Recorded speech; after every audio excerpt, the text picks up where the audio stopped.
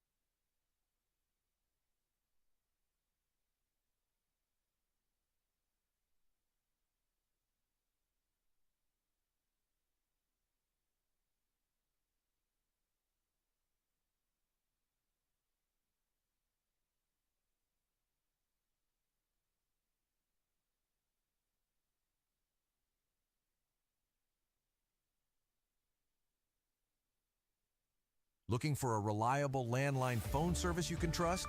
With Orange County Fiber, you'll get crystal clear phone service that's perfect for staying connected. Home or business, we've got plans that fit. Bundle with fiber service or home security monitoring and save every month. Count on the local service you already know and trust with Orange County Fiber. Visit us at www.myremc.coop or call 812-865-2229. Simple, dependable service made just for you. Financial investments As are we very continue with important, the Sunset but so are the Realty investments pregame of show, time, head coach patience, Jason and Burton of encouragement Jennings our young County joins athletes us now as he receive from brings their his coaches, Panthers on the teachers, road to Cookfield tonight to open up the high school football season. Coach, if you would, for our fans, you're new on our schedule, so if you would, tell us a little bit about Jennings County High School and Jennings County High School football program. Yeah, first of all, thanks for having me to talk about Jennings County football. We're looking forward to the opportunity to build a new relationship with Paoli. Jennings County is a very small 4A high school located in North Vernon, Indiana. That's on the southeastern side of the state, about 20 minutes away from Columbus, Indiana is the best way to describe it to people. Jennings County, we are like I said, a 4A school on paper, but we are much like many of the other county schools around the state. Our student enrollment and our athletic participation do not quite match a 4A level that you would see maybe around a major city. So we're more aligned to probably a small 3A, large 2A style athletic program for all of our sports here. We're a independent football school. Conference affiliation for our other sports is in the Hoosier Hills Conference, which is mostly in the southern part of the state.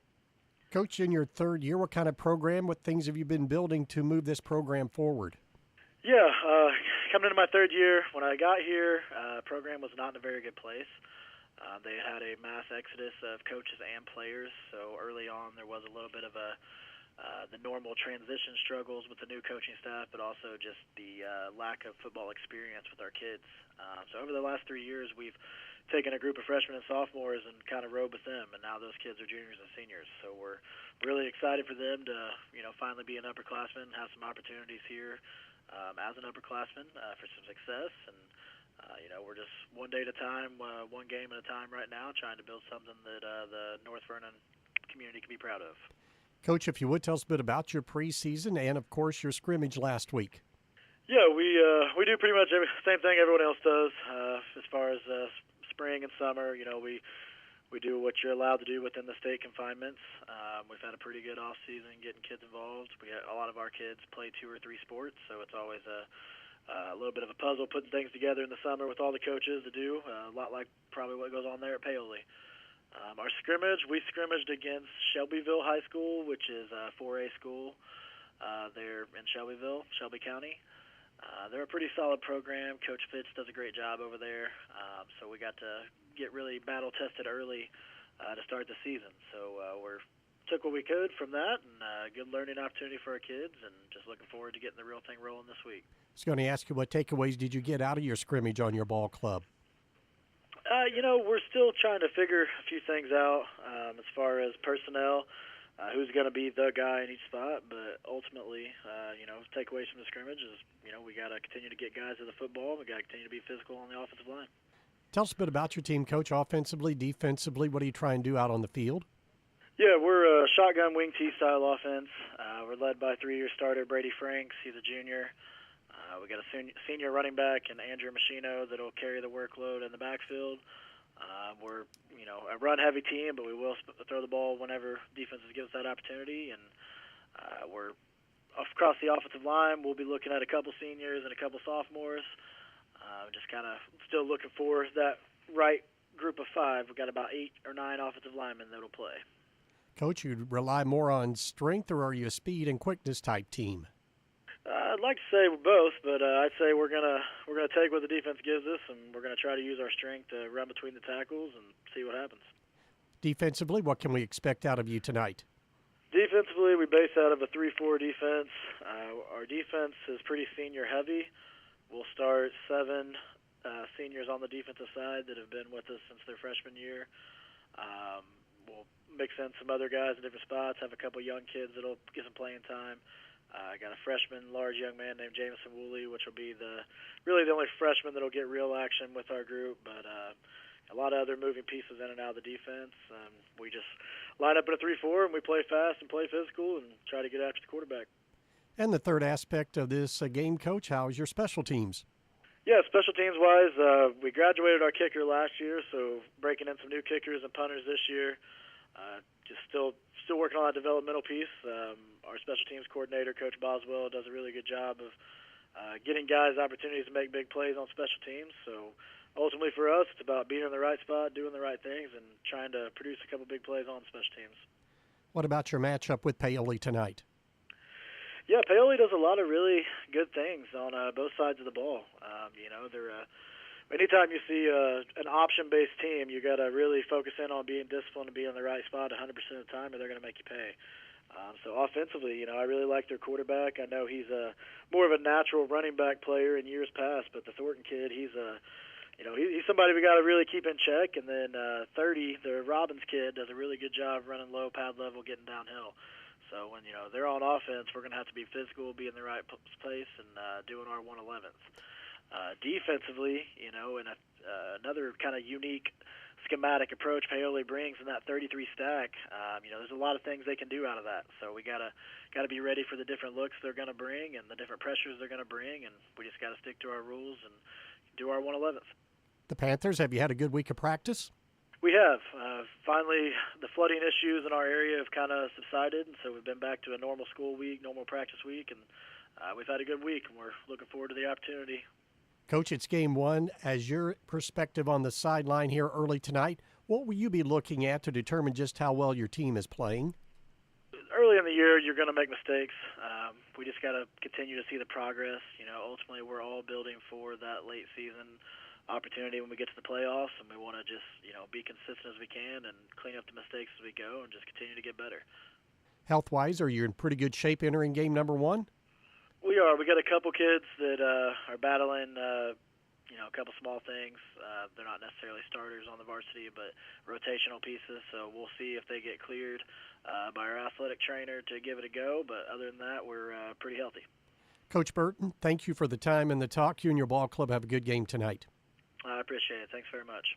Head coach Jason Burton of Jennings County. Stay tuned. You're listening to Rams football on Mix 95.3. Financial investments are very important, but so are the investments of time, patience, and encouragement our young athletes receive from their coaches, teachers, and mentors. Jeremy Payton in Bedford and Andrew Hawkins in Paoli are Edward Jones financial advisors that understand this. That's why Jeremy and Andrew are a proud sponsor of Rams football, basketball, softball, and baseball on WUME FM. For all of your investment needs, visit edwardjones.com. Edward Jones, member SIPC. As the Sunset Realty pregame show rolls on, head coach Sam Brzezinski of Paoli joins us now. Rams at home to open up the season tonight, taking on Jennings County. We'll get into that ball game in just a few minutes. But, Coach, here we are. I know you've had a lot of dates highlighted on your calendar once you got hired. I guess maybe this was the brightest one, game one of the season? Yeah. You got to always take it one game at a time, definitely, and just play the one that you have in front of you. So definitely this one's the first one, so it's the most important. All right, let's backtrack a little bit, Coach. If you would kind of give us a brief synopsis of how the preseason went, and then last week your scrimmage with Forest Park. Yeah, the preseason, since we've gotten out of summer, is going well. The kids are really buying into what our vision is as a program and buying into what we want to do and how we want to do it. Forest Park, it was a hot day. We missed 2 days of practice, and we were kind of looked pretty rusty out there. So hopefully we got a full weekend. We did everything that we needed to do to prepare, and I think we're ready to play. Coach, if you would, about this team, what kind of expectations do you have for this season?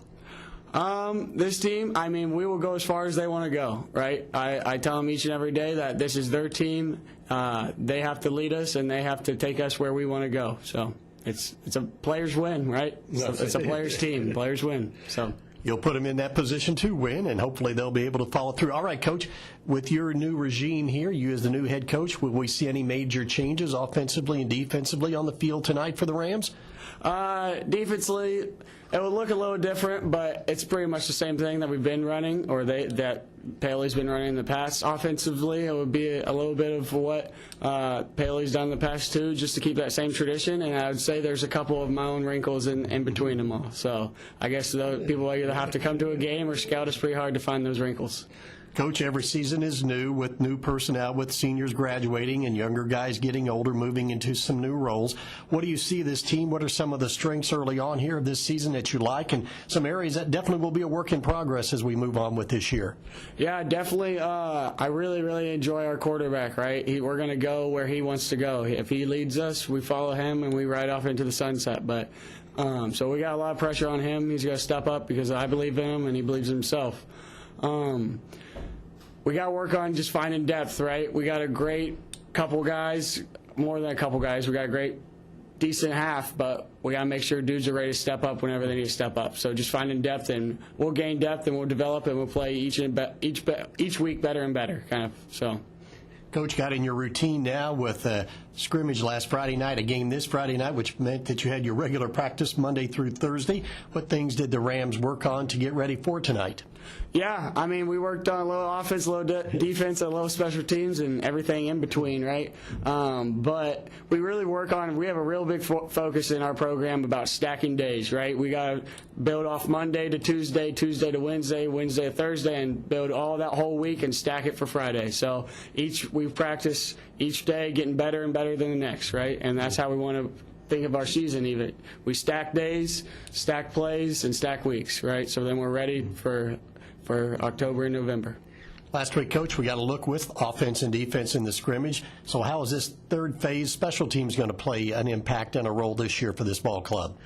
Special teams hopefully will make plays, right? Those are some of the biggest plays that you can do, right, in changing field position. We have a good punter that can flip the field. Kickoffs will be here and there, but I believe in our kicker, and he's going to do what he needs to do, and kind of just making sure we're flying around, right? All three phases, we got to be fast and very, very relentless to doing our job and relentless to the ball. So. Okay, Coach, let's focus in on tonight. Jennings County, a new opponent to start off this season for the Rams. Never played the Panthers before. So what kind of scouting report do you have on this ball club that you're going to face off with tonight? Yeah, on the offensive side of the ball, they got a good quarterback. He started for a couple years for them. They kind of were doing something different last year where they were having the two quarterback set, but they didn't show it during any film that we received from them from last week, so I don't know if they'll come out in that. It's always week one, so like we're only going off a very small sample size, right? So at the end of the day, we got to do our things right and focus about us kind of thing. So just because of that shortened scrimmage that we don't have a lot of data to kind of track what exactly they're doing, we got to really focus about ourselves this week. Kind of, if we do our jobs, the rest will come. A team, Coach, that will spread it out, or are they more a power football team? A little bit of both. They will spread out, but they'll also go tight end wing and run the ball too. So, like I said on Monday, I think whatever they find success in, they'll probably stay in. Kind of.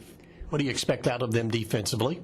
They're forefront, but then they'll drop their two ends, and then they're kind of playing a lot of cover four. They'll play man here and there, and then they'll send pressure.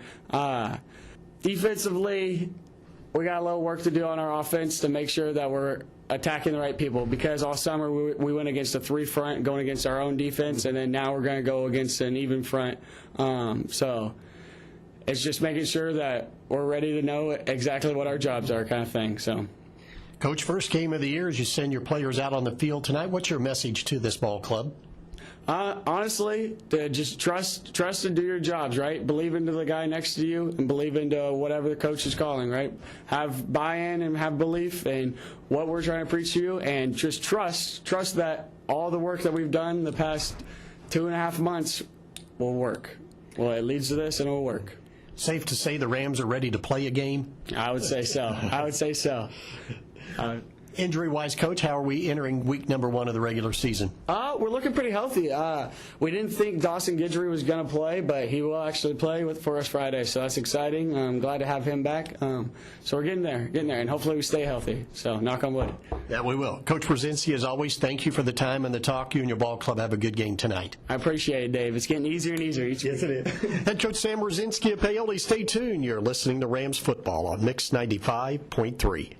Paoli Health and Living is a senior living community that's not like the others. It's rich in history, a community landmark, and a place to call home. Get the care you need and deserve with Paoli Health and Living rehabilitation programs. Be unstoppable and take the guesswork out of therapy with their unique and personalized programs. And for residents needing extra care, the long-term care program is equipped with an expert team of nurses and therapists, dietitians, and dedicated certified nursing assistants. Learn more about the services available to you at Paoli Health and Living. Call 812-723-2595. Continue with the Sunset Realty pregame show. Let's take a look at tonight's starting lineups brought to you by Edward Jones, Andrew Hawkins, and Paoli, making sense of investing. First of all, for our visitors, the Jennings County Panthers tonight at quarterback number 9, Brady Franks. He is a junior. At fullback will be number 10, Jace Cole, a senior. The running back, number 32, Lucas Boer, a freshman, and he'll be splitting time in the backfield with the number 21. See a lot of him tonight, Andrew Machino, who is a senior.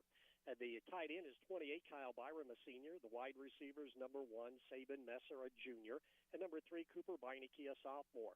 Up front, left tackle, 64, Jarrett Lewis, a sophomore. Left guard, Cooper Lane, number 53, a senior. At center, 56, Lucas Gunn, a sophomore. Right guard, 75, Bentley Byer. He's a sophomore. And at right tackle, that's Rex Berkman. He is a senior. 4 seniors, 2 juniors, 4 sophomores, and 1 freshman start tonight for the Panthers. And here's the Paoli defense trying to stop that offense. It'll be a 3-3 with Moise Hall, Roy Jones, and Landon Baker all across the front line. Hall, 5'10", 140, a junior. Jones, 6 foot 220 and a senior, and Baker is 6'1", 205 and a junior. Your linebackers will be Chase Case, Trey Robbins, and Jalen Miller. Case, 5'11", 165, a senior. Robbins, 6 foot 200, a senior, and Miller is 6 foot 185 and a freshman. Your defensive backs will include Bryson Burkhead, Max Cunningham, Ian Sullivan, Justin Thornton, and Emmett Schellenberger. We'll come back with more of the lineups. You're listening to Rams Football on Mix 95.3.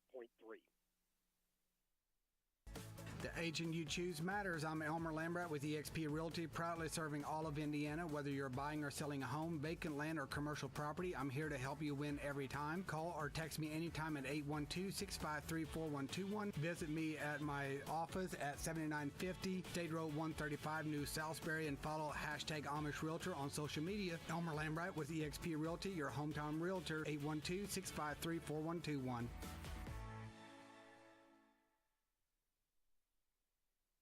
County defense up front will be Aaron Mendoza along with Gomi Gomez, along with James Woolley.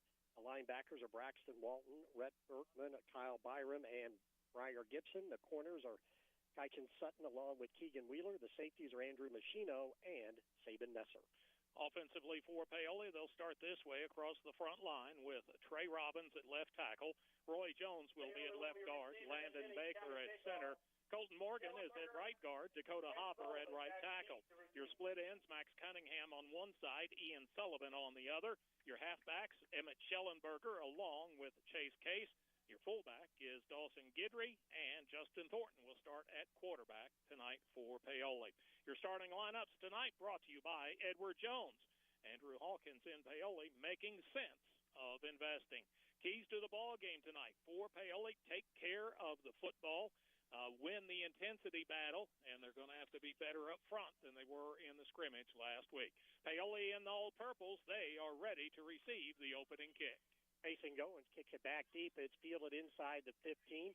Coming up right the middle of the field across the 30 is Emmett Schellenberger, and Schellenberger a nice return to give the Rams good position out beyond. Well, they don't even have the yard markers painted on there like they normally do. So we're going to be really guessing at times here tonight, as finally he is going to be brought down across the 25. And looks like the 26-yard line of Paoli where the Rams will have a first and 6 on his first offense for Justin Thornton. And early on here, at least the way Thornton goes is the way the Rams are going to go. Oh, definitely. He's going to have to lead the way. He's going to have to be able to connect on passes when he has the opportunity, and he's going to have to be able to run the football and be difficult to bring down, to say the least. Rams break out of the huddle, and it will be Landon Baker leading into the line of scrimmage. Go to the flex bone. Overloaded on the left side. Single setback. As underneath center goes Thornton, sets the line, barks out the signals, going to toss it left side. Here's Dawson Guidry round the corner to the 35. He's up across the 35 near the 36, 37-yard line, and he's got enough for a first down, finally able to get that edge. It'll be Berkman, the linebacker, along with Wheeler, the quarterback, to make the tackle. But the Rams get a big play to start this game, something they could not do last week in the scrimmage. Yeah, simple pitch. They were able to seal the end of the line of scrimmage, got a good block there. They have ideas as to where the weaknesses are on this Jennings County defense, and that may be one, is their ability to set the end of line of scrimmage. Thornton again under center on 1st and 10, ball at the 38-yard line, put a man in motion, nearly bobbled it, but kept the ball right up the gut over the right tackle. That's where Thornton got a battle for a couple of yards out to the 41-yard line before he is brought down. And leading the tackle there for the Jennings County Panthers will be Gomez along with Byram. Put a gain of 2 on the play, make it 2nd down and 8. Yeah, that time Jennings County trying to shoot a gap over center. This time going to the defense's right. Thornton got the snap instead of trying to fake it where the run was intended to go. He just went over to his right, away from where that pressure was at. Actually going to give him 3 on the play, make it 2nd down at 7. Ball nestled just over the 41-yard line. 2nd down and a long 7. Here comes some movement along the line of scrimmage. Jennings County, they were caught off guard. Rams went to the long count that time, and Jennings County just cannot hold back. Over there, the big right tackle, that's the freshman, Jamison Woolley, who was a little bit anxious, as you might expect, in his first varsity game. They're just trying to get up there, get in the heads of the Paoli offensive line, try to overwhelm them at times with their pressure, and at times too anxious to get to the quarterback. 5 easy yards for the Rams. That's what they like to see. Now it makes it very 2nd down and manageable, 2nd down and 2 at the 46-yard line. This time, Thornton goes to the pistol, put a man in motion. That is Case. He cuts back up inside the tackle. He's got a first down as he gets across midfield in the Jennings County territory for a first down to move the chains. A gain of 5 on the play. Tackle in there, Berman along with Byron. Good sign there, Bert, was the fact that he was able to get to that second line of the defense. Yeah, blocked well up front. They had a hole for him, and he just was able to get up to that second line, which is linebackers, defensive backs, and put his shoulder down, gained another yard after contact. Counter play gives the Rams first down and 10 in Jennings County territory at the 49-yard line, 1st and 10. 2 receivers to the left, 2 to the right. Single setback as Thornton out of the pistol formation with Guidry at the fullback slot. Walk up a couple of linebackers. Here's some pressure. Thornton over the middle, and the pass is going to be incomplete. There was some contact on the intended receiver, but we have a penalty flag in the backfield headed over there for Schellenberger out in the right flat. But let's wait and see exactly what the officials are going to call here. Yeah, thrown in the area of what you would normally get a holding call against the offense, and that's exactly what the preliminary signal is. I think Jennings County, they're going to go ahead and accept that penalty, and it'll make it 1st and long. First penalty of the night against Paoli. Move the ball all the way back to the 41-yard line. Rams got to get it over to the Jennings County just beyond the 40. So it'll be 1st down and 20 for the Rams. First time that they have had a long distance down to deal with. Thornton back under center to the flex bone, man in motion to the left. He's going to keep it, cuts it upfield, now cuts back inside the hash, but the defense, good job of that time flowing down that line of scrimmage and able to make the tackle as Berkman, the late flag. The linebacker, and we do get a late flag. And that's on an over-exuberant defense. That's really going to bail out the Rams here on this 1st and 20. The official going over as if he's going to look at the I thought he was going to confer with the Jennings County coaches, but instead he's motioning that it's a penalty against Jennings County, and that if it's a 15-yard unsportsmanlike, let's see, that'll get them back to the original line of scrimmage plus 5. Well, the flag was thrown behind the line of scrimmage, as you mentioned. Now they're going to walk everything off. Not only behind the line, but well after the play was over. Dead ball. I'm guessing, they just got on top of the quarterback a little too quickly maybe and didn't let up. And that gives Paoli now a 1st and 5, and that's the second penalty of the night against Jennings County. How to keep this drive alive and really make the Rams much more comfortable across the 50 again to the 44-yard line, as it is 2nd down and 4. Rams come to the line of scrimmage. Thornton overloads the left side, goes back to the same flex bone offense. Guidry's your fullback under center. Man in motion to the right side is Case. He's going to roll as Thornton to his right. He got a man wide open over the middle. That's Sullivan. He catches it inside the 20. He's to the 15. Veers to the left side. 10, 5, 4, 3, 2, 1. Touchdown as Sullivan and Thornton hook up from 44 yards. And Paoli scores on the opening drive of the season as they get a chunk play on the 44-yard touchdown pass. And that one to Sullivan, who got behind the line of scrimmage back there in that secondary, and nobody was near him. And that makes it now a 6-0 ball game, just coming at the 8:55 mark of quarter number 1. So a good opening drive for the Rams. The only question was, is the ball going to get there in time? He was so wide open, Thornton didn't want to miss him, kind of hung that ball up a little bit, and Sullivan able to wait for it, and then he saw the defense running at him. He was able to make an adjustment and get away.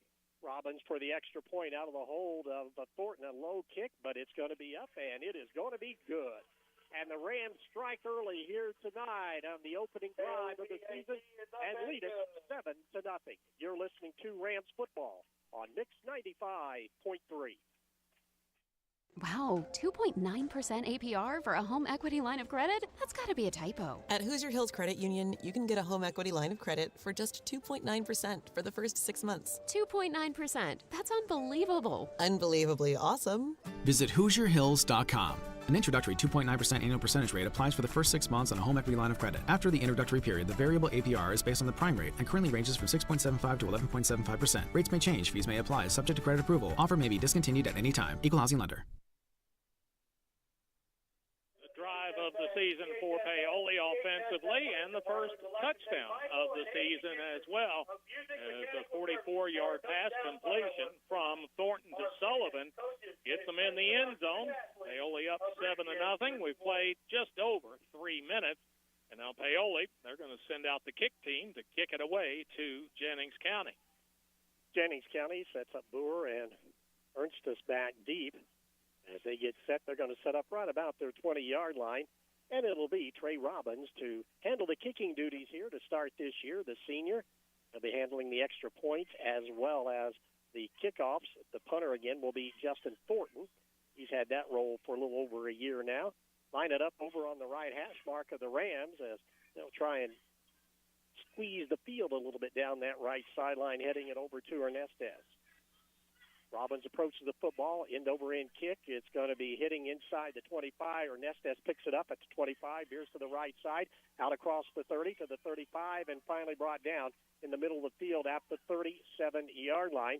Albertson in there on the tackle for the Rams on the kickoff coverage for Paoli. And an assist by Aiden Google on there.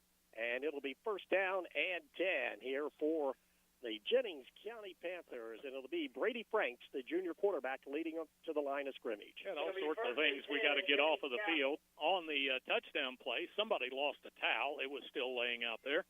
And we don't have the usual youngster to go out and get the kicking tee. They got that finally, and now we're ready to go. It's the first game. We'll get it all ironed out. Out of the gun, Franks. Machino in the backfield, handed off to Machino, goes over the left side, juking up the right side, and now cuts back, and a nice gain of 9 yards out across the 45-yard line as he was able to get to the second level of that Rams defense. Finally, Case in there on the tackle, along with Cunningham, but it's going to be 2nd down and short for the Panthers. All right, got a little bit of a push on that end of the line of scrimmage, did Jennings County, and in addition to the push, got a crease, allowing the running back to more or less just kind of pick his hole. Machino, one of those guys that's had 3 and now 4 years of experience as a senior, 2nd and short, handed off to Machino again, left side. He's got a hole of 1st down and more as he cuts back towards the sideline. He's across the 50 down near the 46, 47-yard line, and that'll be enough to move the chains before the Rams finally able to pin him along that sideline and bring him down Thornton from the secondary to come up to make the tackle. Just got basically same play, same kind of push. They've found something already that they like on that right side of the Paoli defensive formation. Let's see if they can do it again, or if they want to go away from it and try the other side. First down and 10 across midfield. Wide side, 3 receivers looking that way is Franks. He hits his short man out of the flat. It is caught. Got to be across the 40 down to the 39-yard line. As stepping up to make the catch will be Keegan Wheeler, number 6, the senior. And Wheeler able to make a nice little run after the catch of 9 yards. And it'll be second down and 1 at the 38-yard line. Yeah, just a quick pitch and catch. Very simple. Got it to the quarterback. He got it out real quick. Now both offenses rolling here, and there's first offensive series, second down and short, ball over on the right hash mark. They go to the spread offense, 2 receivers to the right, 1 to the left, put a man in motion to the left side. He clears the quarterback. Quarterback going to keep it. He comes to the right side on a sweep. He's going to be knocked out of bounds, but a penalty flag on the trailing of this play. Franks on the carry. Thornton comes up along with Robbins on the tackle for the Rams. Let's wait and see if this one's going to come back. More than likely, probably going to be a hold on the offensive line. Yeah, it was at the end of the line of scrimmage. Chase Case was out here defensively for Paoli as he tried to break away when the running back got around to the outside. It was obvious that he was being held. So that'll mark them back 10 more yards. That's already 3 penalties against Jennings County for a total of 30 yards. That'll make it basically second down and 10, maybe 11. Yeah, just beyond where this drive officially started. Move it back to the 48-yard line. Trips receivers to the left side of the field, single setback. Got to hand it off to the fullback. He breaks 1 tackle, but can't step out of it. A really nice job there by the Rams interior defense. Cole on the carry. And coming down there was for Paoli Jones on the tackle. Roy at 6 foot 220, and a gain of a couple makes it now third down and 9. Again at the 46-yard line. One of the first times Paoli defensively up front has defeated blocks. They got off, got to the running back, and then just kind of held on. See, Dakota Hoppers moved into that defensive line. Again, 2 receivers to the left, slot on the left side. Rolling that way is Franks, but hold everything. This play is going to be whistled dead before it gets started. Illegal procedure as Jennings County right now shooting themselves in the foot. Yep. I should say in the feet now. Yeah. Second penalty on this series of downs. Another 5 yards against them. 4 penalties, 35 yards. And that's going to make it third and 14. Paoli, they were confused defensively that time. Never really did get set on the line of scrimmage. Let's see if maybe they've got that worked out.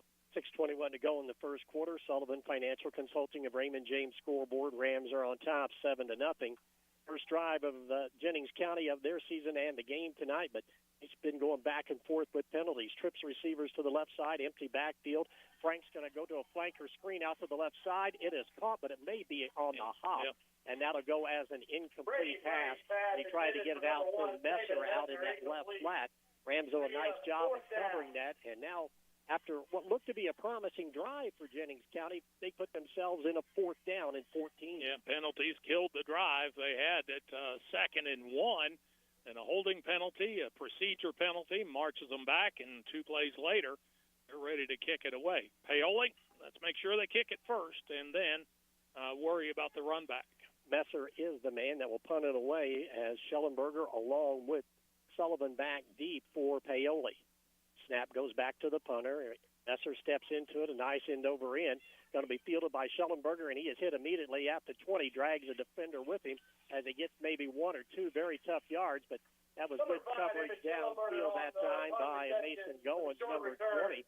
But it'll give the Rams possession of the football for the second time here tonight, leading 7-0. Yeah, good job by Schellenberger that time. Didn't signal for the fair catch, even though the defense was kind of bearing down on him. Nice job to catch it and hold on to it because he got hit almost as soon as he did that. Long field to work with here. Ball marked back at the 22-yard line. First down and 10 for the Rams. Started that last drive on their own 26. It was a 44-yard touchdown pass to cap it off. Rams go to the flex bone. Thornton under center. Put Case in motion to the right side. Thornton got to keep it, and he's going to be met in the backfield, and he'll be throwing for a loss. really nice play by the defense that time. Ball got free, but it had already been blowing dead. As quickly in there for the Jennings County defense was Mason Goins, number 20, but he had a host of other teammates back there with him as well, and the Rams have a loss of 3 on the play. Yeah, the offensive line going to have to hold up a little better. You called it right. They got in there quick, got to the quarterback before he could even make a decision as to whether to keep it himself or to pitch it out to the right-hand side. Rams behind the chains here at 2nd down and 13. The ball at the 19-yard line. Thornton goes to the flex formation under center, going to toss it left side, see if he can get outside. Breaking a tackle is Case, but he got by one defender, but not the second, as they were able to come and finish him off before he was able to protect the negative. Emmett Schellenberger on the carry. Cole in there on the tackle. Got what was lost in the previous play, and the Rams now will have a 3rd down and 10. And Paoli facing 3rd down. First time tonight that they will be in this situation. Let's see what we've got in the passing game. Had the touchdown pass earlier to Sullivan as he got behind the Jennings County defenders. Let's see if maybe you can't sneak somebody out and get them open again. See how aggressive the Rams want to be here on 3rd down as Thornton throws somebody's play wrist off the left side of the field there. He's going to be out of the gun formation. 2 receivers to the right, 2 to the left. Rolls to his right, pump fakes. Now he goes down. He's got Schellenberger out on the left side, but he overthrows it. Schellenberger had his man beat as Thornton had plenty of time on the rollout to the right side, but it goes incomplete. And the Rams will be forced to punt the ball away after they could not get anything going starting this drive at their own 22. Yeah, Schellenberger that time, don't know if he was thinking, okay, I'm open, but I'm not getting the ball. He kind of slowed down just a little bit, and that was all that had to happen for the ball to be overthrown. Thornton will be punting the ball away as the receivers set up at about the 45-yard line. That'll be Ernstus and Boer. High snap. Thornton goes up and gets it. He gets a high, wobbly punt out of there. Fair catch being called. Takes a Rams roll at near midfield. They're only going to let it bounce and going to turn out to be a pretty decent punt when it's all said and done, all the way back inside the 45 of Jennings County and mark it at the 42-yard line, and that's where Jennings County will have it 1st and 10 here at their own 42-yard line with 3:58 to go here in the first quarter of play. All right, seen both offenses a couple of times, well, Paoli a couple of times, Jennings County once. Jennings County effective running the football, but they were their own worst enemy on that first possession with all the penalties. If they clean that up, they could be a handful for Paoli. Spread offense. They go to single set back, 2 receivers to the right, a man in the slot, put a man in motion. Franks looks left, now comes back right. Big hole up the middle. He's got some running room, but it closes down quickly. But he's got great second effort across the 45 out near the 46, 47-yard line. As in there on the tackle for the Rams, finally getting in there will be 61 Dakota Hopper, but Franks able to make a nice run and pick up 6 on the play. Yeah, Frank's running hard that time, did an excellent job. Looked like Paoli had him down after a short gain, but he spun away and gained a few more. Ball out to the 48-yard line, out of the gun formation. Franks bobbled the snap, going to pick it up, carry it left side. Cuts to the outside, back to the inside in the Rams territory, and a 1st down to the 45-yard line. He'll pick up close to 7-8 yards on the play. Miller in there on the tackle for the Rams defense, and it's going to be 1st and 10 here for Jennings County. As we talked about their first drive, had they not hurt themselves with penalties, they might have been able to score. Right now, though, they seem to be in a little bit of a rhythm. Yeah, got another 1st down, their 2nd of the night, and they are picking on that one side of the Paoli defensive front, and Paoli they're just not very big up front right now. Fake the handoff, rolling to the right side. Franks pump fake, pressure on, hit as he throws. Oh, and it's nearly intercepted. As coming up, Max Cunningham got the hands on it, and had Max been able to snag that one cleanly, he had a lot of real estate down the left sideline, but it goes down as an incompletion. Well, Thornton, he was in there providing the pressure defensively as well, forced that throw. When the quarterback, I don't think he really wanted to throw that pass, but had he not, Thornton was chasing him down, and it would have been a big loss. 2nd down and 10, the ball at the 44-yard line of Paoli. Jennings County on the move with under 2.5 minutes to go. Frank's going to keep it, goes over the left side, looks inside, cuts back outside, but the Rams good pursuit down the line of scrimmage this time, and will throw him maybe for a loss back to the 45-yard line as finally Case getting up off the bottom of that pile for the Rams, as well as Robbins. But Bailey just did a nice job of getting everybody to the football. Yeah, got everybody to the football and held their ground on the line of scrimmage. They didn't give the 1 to 2 yards that they had been, held their position, held their blocks up, and that allowed for time for help to arrive. Well, a bright sunny evening here at Cook Field as we near the first quarter of play. Rams up 7-0. Third down and long. Frank's back to pass, looks to his right out on the flat. Oh, and his receiver was wide open at the 40-yard line, but Benke really committed the cardinal sin of running before he caught it. It would have been a short gain at best. They only had it covered defensively, but the receiver, he was anticipating contact, ready to run before the pass got there, and it falls incomplete. That'll make Franks now 1 of 4 passing on the night. Fourth down, and Jennings County, they're going to go for it. That they will at the 44-yard line. Big play here. Let's see if the Rams defense can come up with a stop. Out of the gun formation, Frank's back, looking, fires over the middle, and it's going to be dropped again as Paoli had good coverage out there on the intended receiver, that being a number 20, Mason Goins, as Rams quickly with Ian Sullivan in the coverage out there, and it's going to be Rams taking over on downs as Jennings County unable to convert on that fourth down. He was right at the sticks when the ball arrived, and again trying to make a move before he secures the catch. Rams will get it back at their own 44-yard line with 1:59 to go here in quarter number 1. See if the Rams had a good drive to open up, but kind of stalled in that second one. Let's see if they can get back going. Line's got to hold up. Got to hold up a little better than what they did the last drive. Jennings County walking 5 men up to the line of scrimmage, handed off to the fullback, and that's Guidry. Guidry met right at the line of scrimmage, bounced off one defender, but then was brought down very quickly in there. Good defensive play that time for this team. Number 16, Tommy Gomez, the senior, right there anchoring the center of that defensive line. Yeah, big hit that time. Guidry absorbed it, held on to the football, so that's at least two good things. They went a little quicker that time with the play, a little more of a quick hit type of play that they ran, and it was a little more successful. Jennings County, they are quick up front. You got to get your offensive linemen into a situation where they don't have to block forever. Second down and 8 at the 46. Inside handoff coming to the left side. Can he break a tackle? Schellenberger did. He's to midfield down the left sideline into Jennings County territory before he is pushed out of bounds. And the official will walk it all the way down to the 37-yard line. So he's going to pick up close to 17, 18 yards on the play. Yep, give him 17 on the carry. 2 carries, 21 yards for Schellenberger. That is first down, number 2 on the night for Paoli. Rams a little counter play, misdirection from right to left that time. Last man there was Kane Cook, the sophomore, to shove him out of bounds. The Rams get it into Jennings County territory for the second time tonight, first and 10. All marked over on the left, hash mark at the 38-yard line. So we near the 1 minute mark of quarter number 1. Thornton brings them up. Flexbone defense. 9 players had 1 snap count. 2 others had a different one, and that's going to cost Paoli 5. And not what you want to see. Second penalty of the night against Paoli, 15 yards against them. That's the bad news. Good news, at least it's on first down, and you've still got your full complement of downs to get that first down. But you need something positive here on first and 15.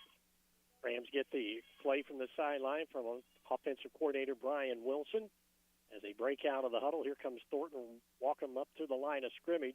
They'll go to their straight flex bone setup with the single set back and the 2 slots. Receivers are in tight. Put a man in motion to the right side on the option. Here's Thornton, nowhere to go. He's just going to be bounced around and gets down close to the 41-yard line. He may pick up 1 or 2. Just nothing there for him to go on. Again, Gomez in there on the tackle to quickly plug up that hole. The big lineman, and he is joined there by Hunter Jones as well, number 62, and also big number 78 in there, Jamison Woolley. Now that time Jennings County not really paying much attention at all to that fullback dive. Let's see if maybe Paoli doesn't go back to that and this time hand it off. Paoli will break out of the huddle. We see Burkhead in there as one of the slot men. Bryson sets up on the left side. He goes in motion to the right side. Going to hand it off. Here's Guidry. Big running room for the fullback. Breaks one tackle. He's inside the 35. Breaks another, and he'll be down near the first down marker, close to the 27-28-yard line. And let's wait and see. He's right near the end of the fifth. Let's see if Guidry is able to get a first down. And they are. So Paoli comes up with a big second and long play to give themselves great field position. It'll be first down and 10 as mark that ball at the 27-yard line, and that'll be the end of the first quarter of play in game number 1 at Cook Field on the Sullivan Financial Consulting of Raymond James scoreboard. Paoli on top by a score of 7-0. You're listening to Rams football on Mix 95.3. Financial investments are very important, but so are the investments of time, patience, and encouragement our young athletes receive from their coaches, teachers, and mentors. Jeremy Payton in Bedford and Andrew Hawkins in Paoli are Edward Jones financial advisors that understand this. That's why Jeremy and Andrew are a proud sponsor of Rams football, basketball, softball, and baseball on WUME FM. For all of your investment needs, visit edwardjones.com. Edward Jones, member SIPC. Need a new water heater? Head to Hoosier Hardware in Paoli and save during their water heater sale. Right now, a 40-gallon tall gas water heater is just $4.95 and a 40-gallon short gas model is only $5.45. Need electric? Choose a 40-gallon tall or short electric water heater for just $3.89. Great prices, dependable products, and friendly hometown service. That's what you'll find at Hoosier Hardware. Stop by today and take advantage of these outstanding deals before they're gone. Hoosier Hardware in Paoli, where quality and value come together. The books, not too bad a start for Paoli. They're up 7-0 after one. The big play, the touchdown, the pass from Thornton to Sullivan that went for 44 yards. Got that, and they're in the midst of a drive right now. They just overcame a penalty on first down of the series of downs. Now they've got it first and 10. Ball spotted down at the Jennings County 27. Let's see if Paoli can take advantage of this field position now. Panthers bringing, again, 3 down linemen, but walk up those outside backers, making it at times 4 and 5 down linemen. As the Rams survey it out of the flex bone, Thornton under center. Going to fake the toss, rolls to the right. Over the middle, he's got a man again. Sullivan turns around. Oh, and he can't hold on to it. As Ian looked to his right, then he had to turn back towards the middle of the field and looking right back into the sun. The boot that goes off his fingertips, incomplete.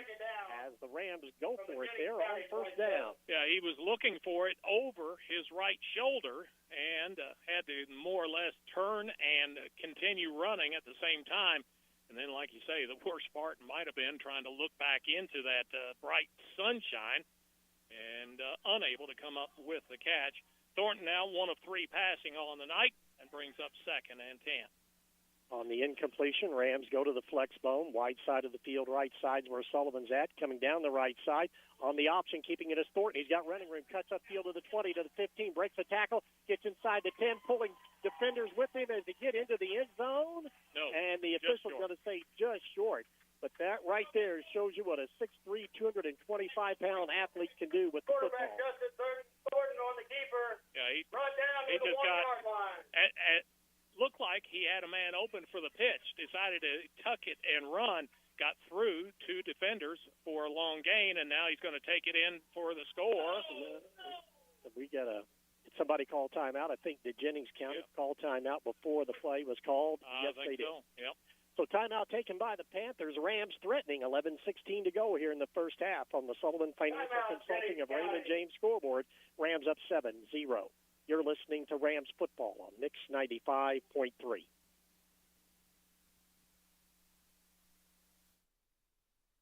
Sleep better knowing your home is protected. Imagine rainstorms rolling in, and you at peace knowing your home is protected by the best in the business. Join hundreds of Indiana homeowners who trust Summer's seamless guttering. your fully insured local experts in gutter installation, gutter cleaning, and gutter guard protection. Whether it's a new construction or time to replace your old leaky gutters, we have you covered. Our American-made seamless gutters are custom cut on-site, backed by multiple warranties for your peace of mind, installed by local experts who treat your home like their own. Love your home? Protect it properly. Choose Summers Seamless Gutters today and enjoy peace of mind all year round. Contact us now because the best protection starts at the top. Don't let rain damage cost you thousands in repairs. For a free estimate on any gutter service, call 812-620-4762 today. That's 812-620-4762. Summers Seamless Guttering, protecting Hoosier homes one gutter at a time. Late timeout called just before the snap of the ball for Jennings County. Gets them a little bit of a break. The ball spotted down at the 1. They had Thornton sneaking it into the end zone on the play, but they credited Jennings County with their first time out. Now Paoli lines up to do it again. First and goal, Thornton right over the right guard, and he's going to be able to turn into the end zone. He'll cap it off with the 1 yard, a touchdown run, as he carried the bulk of this drive for the Rams, first of the season for Thornton. And this will come for the Rams at the 11:09 mark of quarter number 2. And Paoli up by a score now, 13-0, as Robbins will come in for the extra point for Paoli as they keep this drive on the ground all the way down, starting back at their own 44-yard line. Just well-executed drive that time. Got the big run from Thornton, and then he capped it off with the touchdown. Now he'll be the man receiving the center snap. Snap is down, and it's a low line drive kick, and it's going to be no good. The timing off just a bit, so that is an extra point that fails, and now keep the score at 13-0 in favor of the Rams. You're listening to Rams football, Mix 95.3.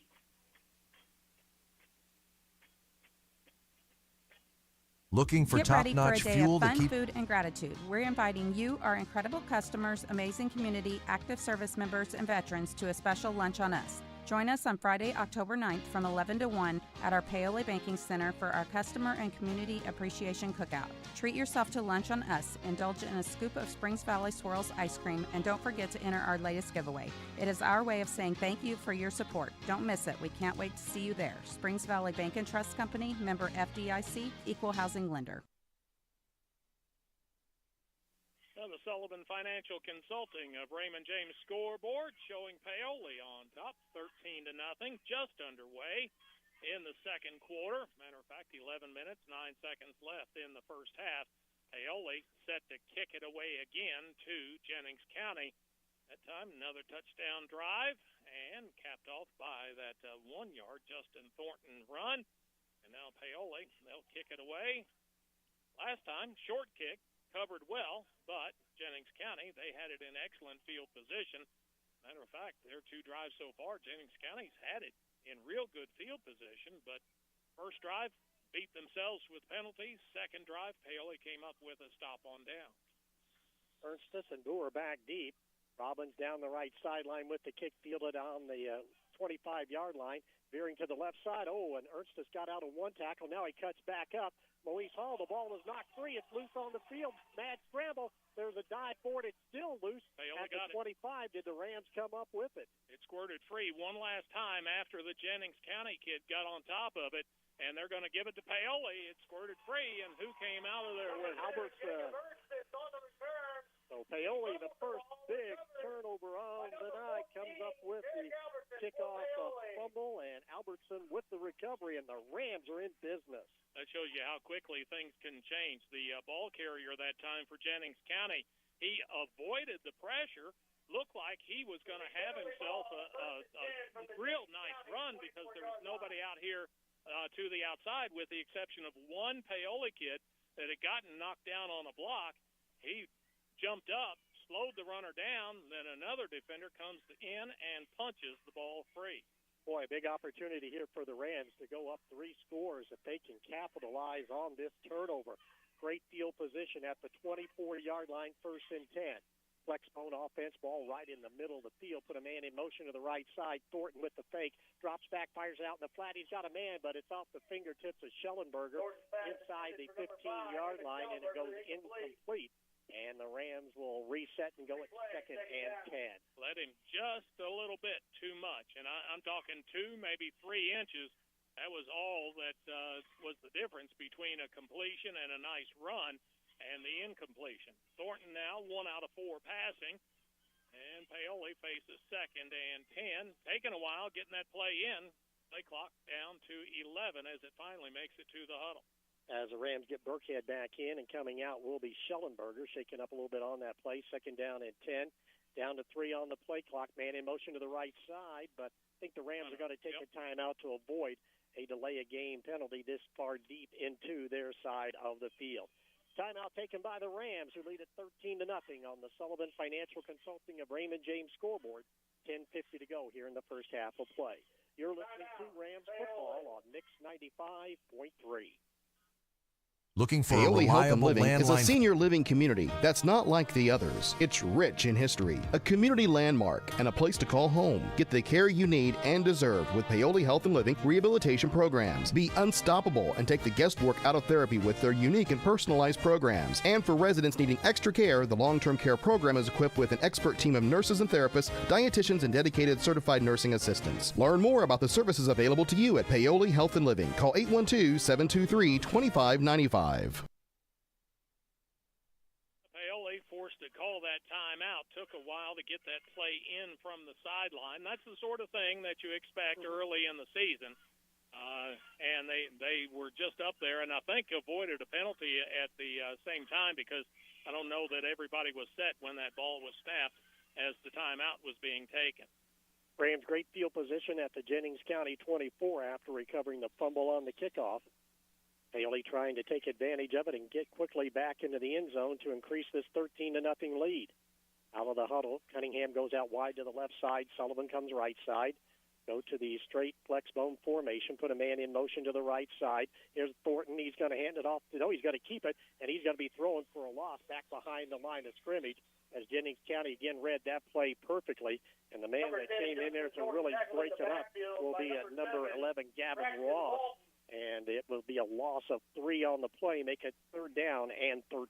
I noticed one of the comments about last week's scrimmage for Paoli was the mesh between that fullback and the quarterback. They really needed to improve on it, and that's an instance of why.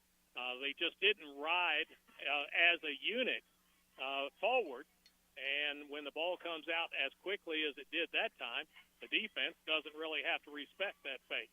Rams in 4-down territory here. Put a man in motion to the left side. Fake it. Rolling to the right is Thornton looking. Fires it over the middle. He's got a man, and it is caught inside the 15-yard line as Cunningham comes up with that pass. But we got a penalty flag way back behind the line of scrimmage.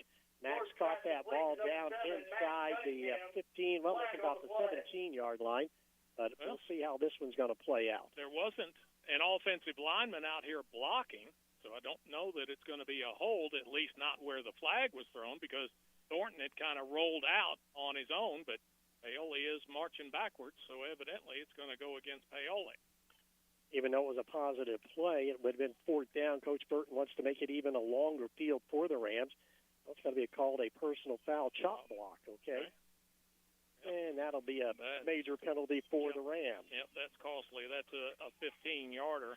That'll be the 3rd penalty of the night against Paoli. Total of 30 yards. Takes that gain of 10 off of the board and makes it 3rd and forever. The ball spotted back at the 47-yard line. Paoli, they need to get down to, the 14-yard line to get a 1st down. So they got 3rd down and a mile. Yep. And really takes them probably out of 4-down territory unless they get a huge play here. Ball marked over on the right hash mark at the 47-yard line. Rams go to the single set. 3 receivers to the right side, single receiver to the left. Out of the pistol is Thornton. He drops back to pass. Good protection. Flushes out to the right side. Looking downfield, he's going to tuck it and run. There's a penalty flag. He's to the 40. Break the tackle. 35. Still on his feet down to the 34-yard line. But more than likely, this one's going to come back as well. Holding the preliminary signal against Paoli as they rolled the quarterback out one of the linemen caught holding the uniform of one of the Jennings County kids. A nice gain on the play, still well short of first down yardage, and Jennings County looks like, they're going to take the penalty, move them back 10 more yards. So what really looked great field position for the Rams is now turned into not so good field position as they've marched themselves back into their own territory. After the penalty is stepped off, it's going to be marked at the 43-yard line, and the Rams got to get it all the way down to their 14, 15-yard line for a first down. 25 yards of penalties on the last couple of plays against Paoli. Let's see if they can, if they're thinking about trying to pick up a bunch of it, or maybe just run it and be prepared to kick on the next play. 3rd and 42 out of the flex bone offense. New quarterback. Ends are in tight. As coming in, that is going to be Schellenberger. Toss it back as Guidry breaks the tackle. It goes over. Actually, Burkhead breaks the tackle, gets it back up to midfield. And Burkhead will get his first carry, Bryson. And it's going to be 4th down for the Rams. And that will be 4th down from the midfield. And Paoli, 4th down and well over 25 yards here as Fortin will come in the punt. Yeah, and that might be one of those deals where you know what play you're going to call. You're not going for the first down, really, but you've got a quarterback that is also playing on defense, and you got a chance to come over for one play and get him a little break. Thornton line drive kick goes off the side of his foot, hits, takes a big roll, fielded at the 25-yard line up to the 30. To the 35-yard line is Ernestus, and he's finally going to be brought down at the 36, 37-yard line. And Rams now have to put their defense out there after they had a great opportunity but couldn't take advantage of it. Cam Walton in there on the tackle for the Rams defense. Yeah, you just hope that that doesn't come back to bite Paoli, because they were in a situation where if they score with really good field position, they've got a 3-score advantage. Right now it stands at 2. Jennings County, they have the ball back. As the ball marked on that left hash mark for the Rams, as their defense comes back out. Jennings County able to avoid any problems with that turnover on the kickoff. Franks out of the shotgun, 2 receivers to the left. Fakes, gets it out into the flat, caught by Beinecke. Beinecke breaks the tackle, now finally brought down. Sullivan, a nice one-on-one tackle. As he gets it across, Beinecke does to the 42-yard line. It'll be a pickup of 5. And it'll be 2nd down at 5 for the Panther offense. Franks completed his first pass of the night. That's his first completion since in 5 more attempts. So 2 out of 6, 15 yards gain. 2nd down and 5. Out of the wing T formation, single set back, 2 receivers to the left, slot man on the right. Franks out of the gun, low snap, hands it off to Machino. Machino looks outside, cuts back up inside. Ball is loose on the field, but Jennings County able to recover right at the first down marker. As Machino, well, you can't blame him for trying to get extra yardage, but he lost the football that time. The Rams were not able to quickly jump on it, but one of his linemen able to get it, and it's going to be first down as a result of that play, I do believe. Yeah. They're going to mark it off. So Paoli, a great opportunity maybe for another turnover, but couldn't come up with it as Jennings County avoids the big turnover near midfield. 3rd first down of the night for Jennings County. That time alert to the loose football. Now a little confused as to who's supposed to be in motion and where. Well, Wheeler wanted to come to the left side, and they brought him back to the right side. Frank's going to keep it, and he's going to be brought down. Chase Case, he just blew up that play as he hit the open gap, and Franks will be throwing for a loss back to the 45-yard line. So the Rams defense gets right back down. Yeah, Case that time, he looked like he was shot out of the cannon, so to speak, as he got into the backfield, got to the quarterback, Franks, before he really had a chance to set himself, and as a result, brings him down for a loss of 3. 2nd down and 14 for Jennings County. They goes trips receivers to the left side, single setback. Franks out of the gun. Going to roll to his left, looking, fires out in the flat. It's going to be caught quickly by Wheeler. Then he's going to be brought down quickly. Sullivan, again, a nice one-on-one tackle in the flat, but a nice pickup of close to 7, maybe 8 on the play. And it's going to be 3rd down and 6 facing this Jennings County offense in Rams territory at the 48-yard line. Excellent job by Sullivan that time, breaking down when the receiver turned to run up the field. He broke down with him, wrapped him up, and threw him to the ground. Big third down play here for the Jennings County offense. Rams want to get him off the field. Trips receivers to the right side. Franks out of the gun. Single setback. He's going to roll to his right. Looking downfield, going to fire it on the run, and it's going to be knocked down, and then a penalty flag going to be called. He was going for Messer down the right sideline at the 10. Cunningham had the coverage. The only problem was Max never turned around to look at the football. Yeah, contact, and that'll be a flag against Paoli. Pass interference, the call, a 15-yard penalty. And that will give Jennings County a first down. 5 penalties now against Paoli for 55 yards. Rams help out the Panther cause with 5:33 to go here in the first half of play.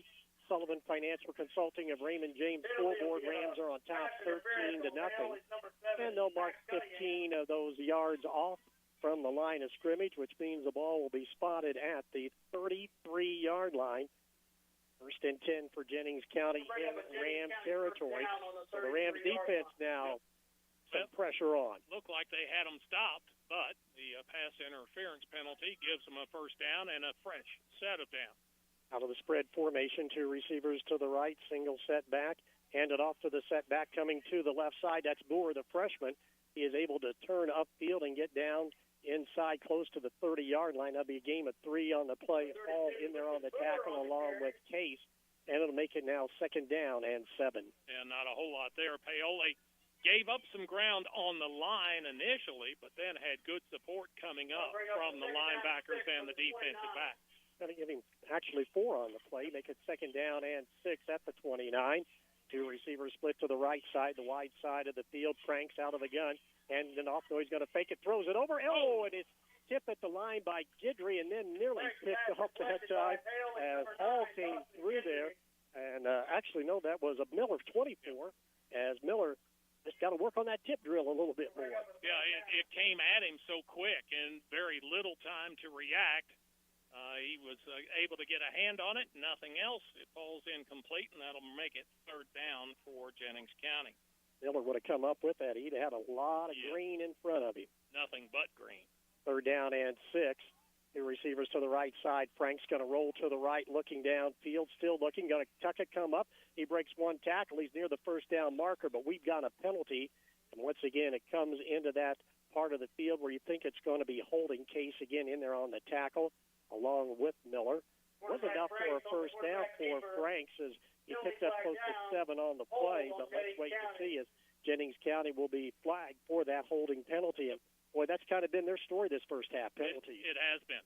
It killed one drive for them, absolutely, and this one really hurts because it was a third down conversion that they had executed, got a first down, but now move them back 10 more yards, and that will make it third and 16. Ball spotted down at the 39-yard line. 4:53 to go in the first half of play. Sullivan Financial Consulting of Raymond James Scoreboard. Rams lead at 13-0. Big third down play here for the Panthers. On the left hash back, Franks fires it out. Flanker screen to the right side, and cutting back up is Beinecke after he caught that play. He'd probably been better off headed up the middle of the field, but he felt his blockers were outside, and he's only going to get a couple of them, and it's going to be 4th down and 13 for Jennings County. And last time they were in this situation, they went for it. Looks like they're going to do that again. Yeah, too close to punt, too far to try a field goal, so they will go for it on 4th down. They have tried it once so far tonight on 4th down, unsuccessful then. Paoli wants to make the stop here. The official, he's in the huddle for Jennings County. Yeah, that play clock continues to wind down to 5, and I think they called him in, said, we just want to call a timeout here in a minute. And do they? Yep, they do. Finally, okay. There it is, called from the sideline from Coach Burton. Timeout taken by the Panthers. Exactly 4 minutes to go in the first half. A big 4th down play awaiting JC. You're listening to Rams football on Mix 95.3. Get ready for a taste explosion at the Superburger in Paoli, home of the Triple Nuke, the burger that takes flavor to a whole new level. But that's not all. They now proudly claim the title of second best burger in Indiana. Sizzle into satisfaction with their mouth-watering patties made with locally raised 90% lean grass-fed beef with fresh ingredients that'll leave your taste buds begging for more. The Superburger, where every bite is a journey of culinary delight. Swing by today and discover why they are the talk of the town. The Superburger, West Main Street in Paoli, where the Triple Nuke reigns supreme and the taste is legendary. Situation is this: 4 minutes left in the first half of play. Paoli on top of Jennings County, 13-0 right now on the Sullivan Financial Consulting of Raymond James scoreboard. Jennings County, they've got the ball. They are facing a 4th and 13. The ball spotted down at the Paoli 36-yard line. Jennings County, they were taking their time getting the play in. As a result, forced to take the timeout. And they are ready to go. Paoli defensively is just now getting out on the field. Jennings County started this drive back on their 37-yard line. They're going to come out of the huddle. They'll go to the spread offense with 2 receivers to the left. Single setback, slot man on the left side as well. Frank's going to roll to his left. Looking, pump fakes, goes down the sideline. A wobbling pass up in the air, and it's going to be batted down by Cunningham. It was intended for the receiver coming out of there, Messer, right down the hash mark, and it just got too much air in it. Messer had to come back forward, and that allowed Cunningham to recover and knock it down. Yeah, Max, he's able to do that sort of thing out there. Not the biggest, not the strongest, but a very heady football player, and he was able to get back, make the deflection, knock it down, and gives a Paoli possession back. 3:52 to go in the half, still plenty of time, and not too bad a field position as they will start off at the 36.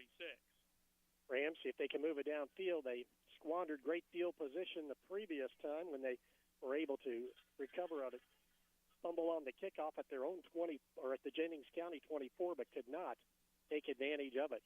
Rams still have 2 timeouts in their pocket. First down and 10 at the 36 of Paoli. Flex bone offense, toss it to the right side. Idry looks outside. Can he get to the edge? He does. Cuts back up against one defender. Then the pursuit able to come and bring him down. Nice job of really stringing out that play for this defense. Number 28, Byram in there along with Sutton. And a gain of 1 when it's all said and done. Maybe 2. Okay, we'll give him 2 and make it second down and 8. Yeah, got outside in good shape. Jennings County responded really well that time. Running from inside out, they were able to make the hit, hold on, and then wait for help to arrive. Took 2 of them to bring him down after a short gain. Second down and 8 for the Rams. Ball at the 38-yard line near the 3-minute mark. Rams go to their spread offense. 2 receivers to the left, 2 to the right. Put Schellenberger in motion, handed off to Emmett, but nothing there for Emmett as the defense stayed home that time. They did not go with any of that motion play, and Schellenberger going to be throwing for a loss that time as Jennings County defense really over there a nice job of Walton holding his ground as that outside linebacker. Yeah, Schellenberger, he had to make a nice run just to get back to the line of scrimmage that time. He was able to do that, but it does bring up a third down situation for Paoli. Paoli 0 for 1 on their third down tries so far tonight. Third down and 8 facing the Rams offense. Ball just to the right of the left hash mark at the 38-yard line. Thornton breaks them out of the huddle. They go 2 receivers to the right, 2 to the left, single setback. Miller is your running back. Thornton out of the gun. Drops back to pass, looking, fires out the front. It's going to be intercepted.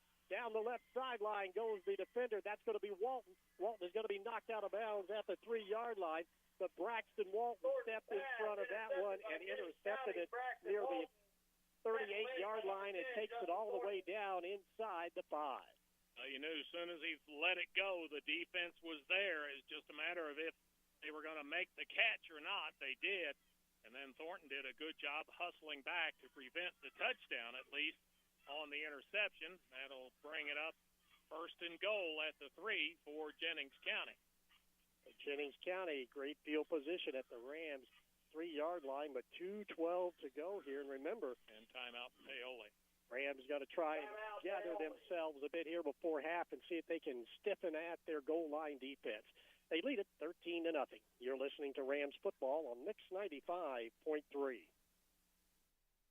Cave Quarries Incorporated and Cowcar Quarries, dealers of agricultural lime, crushed stone, sand, hot mix asphalt materials, and asphalt paving, invite you to visit one of their 2 locations. Cave Quarries, located 3 miles west of Paoli on State Road 56, and Cowcar Quarries, located 2 miles east of Paoli on Highway 150. Phone 936-4923 for Cave Quarries Incorporated and 723-2109 for Cowcar Quarries. Services you can count on. Quality guaranteed. Turnover of the night against Paoli nearly cost them 6. They were able to make a stop down at the 3-yard line on that interception return. And now the defense with their backs against the wall, so to speak. Let's see if they can make a stop or two. Maybe Jennings County will help them out with a penalty or two. Panthers just 1 timeout remaining. They overloaded on the left side. Almost student body left, nobody on the right side. Franks, he's just going to keep it, try to get the numbers. Cuts up field, but he is not going to get into the end zone. Good job that time penetrating from the defensive line for Paoli. Leading the charge was Robbins, number 70. And Trey able to keep the quarterback out of the end zone, but got him down just beyond the 1-yard line. Second and goal. Be as tough as you can. Make them run a few plays. Make them prove that they can do that without making a mistake. Franks out of the gun. 1 receiver to the right, 2 to the left. Slot on the left side as well with the tight end. Single set back to his right. Gets a snap. Going to go to the left side. Going to follow those big tackles in, and he is in for the score. So Franks able to run it in for the first score of the night. For Jennings County touchdown. For Jennings County will be a 1-yard touchdown run for the quarterback of the Panthers, and that puts them on the scoreboard for the first time tonight at the 1:34 mark of quarter number 2. That makes it now a 13-6 ball game in favor of the Rams. Jennings County will go for the extra point. Messer is their kicker. Actually looks like they're going to change up and instead go with Goins 20 as the kicker. Low snap, ball going to be up, and Goins, boy, he swings his leg right through it. He has plenty to go with there. Number 28, Kyle Byram. I'll make that rather Byram, 28. And the extra point was good with plenty to spare. And that makes it now a 13-7 ball game with a minute 34 to go before half. You're listening to Rams football on Mix 95.3. Every day, children in our community enter the court systems because of abuse or neglect, and they need someone to speak up for them. That's where CASA comes in. Our volunteers stand beside them, making sure their voices are heard and their best interests come first. It's incredibly important work, and we need more people willing to make a difference. I'm Chrissy Evans, Orange County CASA Director. If you've ever wondered how you could help a child in a meaningful way, I'd love to talk with you. Call 812-723-2411. County able to take advantage of the Paoli mistake, and they get in for the score. And one reason that is such a big deal is if Paoli's unable to score in the final minute and a half here, Jennings County will get the kick to begin the second half of play, and they would almost be able to double up possessions-wise on Paoli. So big drive here for Paoli. Let's see if maybe they can get a big play or two and get some points on the board. Sullivan and Schellenberger drop back deep as they get ready to kick it off. It'll be Kyle Byram, the senior, as he gets ready to approach the football. Rams could use a little lightning in a bottle here to get this momentum back heading into the locker room. Byram, high end over and kick, angles it over to the left side. On a hit at the 20, still on the field, picked up by Sullivan. Sullivan in a heap of trouble, trying to get out of it. Cuts back up to the middle of the field and going to be brought down near the 21-yard line, and that's where Paoli will have it first down and 10.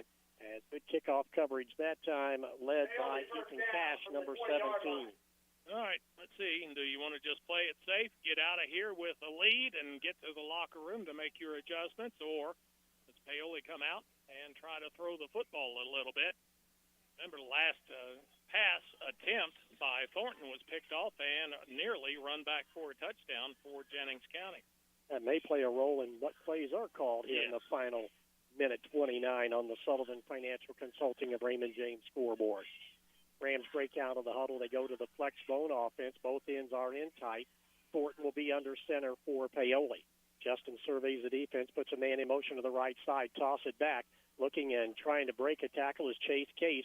He gets it out across the 25, 26-yard line, and Case, good pickup there. Messer from the secondary makes the tackle, a gain of 4. It's going to be second down at 6. And the Rams go no huddle here with 1:10 and counting on the Sullivan Financial Consulting of Raymond James scoreboard. So Justin directing traffic. Goes back to the flex bone. This time, though, he's going to be in the gun formation. Gets the snap. Inside handoff, Schellenberger. Goes to the left side. Can he get outside? He cuts back up at the hash mark. Going to be brought down short of the first down marker by a couple. He picked up 2 there on the play before the defense again swarming over to that side, Walton and Gibson. And the Rams face a 3rd down and 2 with 38 seconds to go. All right, take your time in the huddle. You've got still 25 on the play clock, 33 on the game clock. You can wind it all the way down and give Jennings County no time at all. Thornton will bring him up with 15 on the play clock. Sets out of the veer formation.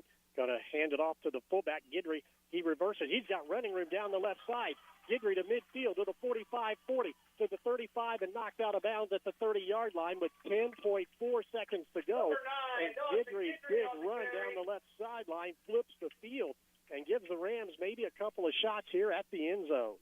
Yeah, had a fullback running. Otherwise, that might have gone for the touchdown. When he popped free, there was nobody within 5 or 10 yards of him, but they were able to run him down from the middle of the field. First down from the 32 At the 32-yard line is where Guidry stepped out of bounds. Ball over on the left hash mark. See how the Rams, they're going to be riverboat gamblers here or not. Thornton under center out of the veer. Schellenberger in motion, fakes the toss, rolls to the right, fires it down the left sideline to Sullivan, and it's going to be overthrown as hit in the backfield as Thornton. Gomez got there on him, and it was one-on-one down that left sideline, and the defender able to stay stride for stride with Case, the Rams receiver, and it goes incomplete. The Rams get another shot at it. Yeah, you got one more shot. Thornton that time knocked to the ground, got back up, and Paoli, they'll take their time getting this play call in. You've got receivers that have shown they can get behind the defense.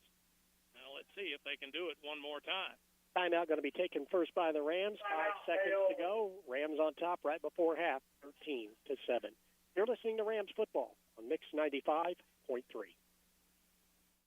Tired of slow internet and weak Wi-Fi? Get connected with Orange County Fiber, your local reliable fiber internet service.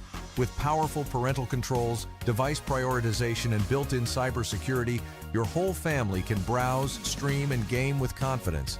And that's not all. Some plans even include indoor and outdoor cameras or video doorbells for extra peace of mind. Call Orange County Fiber at 812-865-2229. Fast, safe, and smart internet for your home or business. Run by Guidry gets Paoli into a situation where they have a couple of shots to take at the end zone. The first falls incomplete. Now they've got 5 seconds left in the half. Second down, I don't think the downs will matter too much unless we have a defensive penalty. And we'll see if Paoli doesn't put it up in the air one more time, trying to get that big play late in the half. Well, the Jennings County fans now cheering on their defense. The Ram fans here want their offense to come up with a big play heading into the locker room. Rams come out of the huddle. Thornton will be out of the gun formation. He puts 2 receivers to the left, actually going to go straight veer formation out of the gun. Instead, put a man in motion to the right side. Thornton back to pass, some pressure on. He rolls to the right, looking. He's going to keep it up the middle. He's down inside the 20, veers to the left side. He's to the 15, cuts up inside the 10, breaks a tackle, breaks another tackle, but he's going to come up short at about the 4-yard line before time runs out. And Justin Thornton gave it a great run that time, and second and third effort to get the Rams maybe a chance, but that will bring the first half of play to a close as the Rams just come up short heading into the locker room. Here at the half on the Sullivan Financial Consulting of Raymond James scoreboard, Paoli on top, 13-7. You're listening to Rams football on Mix 95.3. Invest where it matters most, in the people and the potential of Orange County.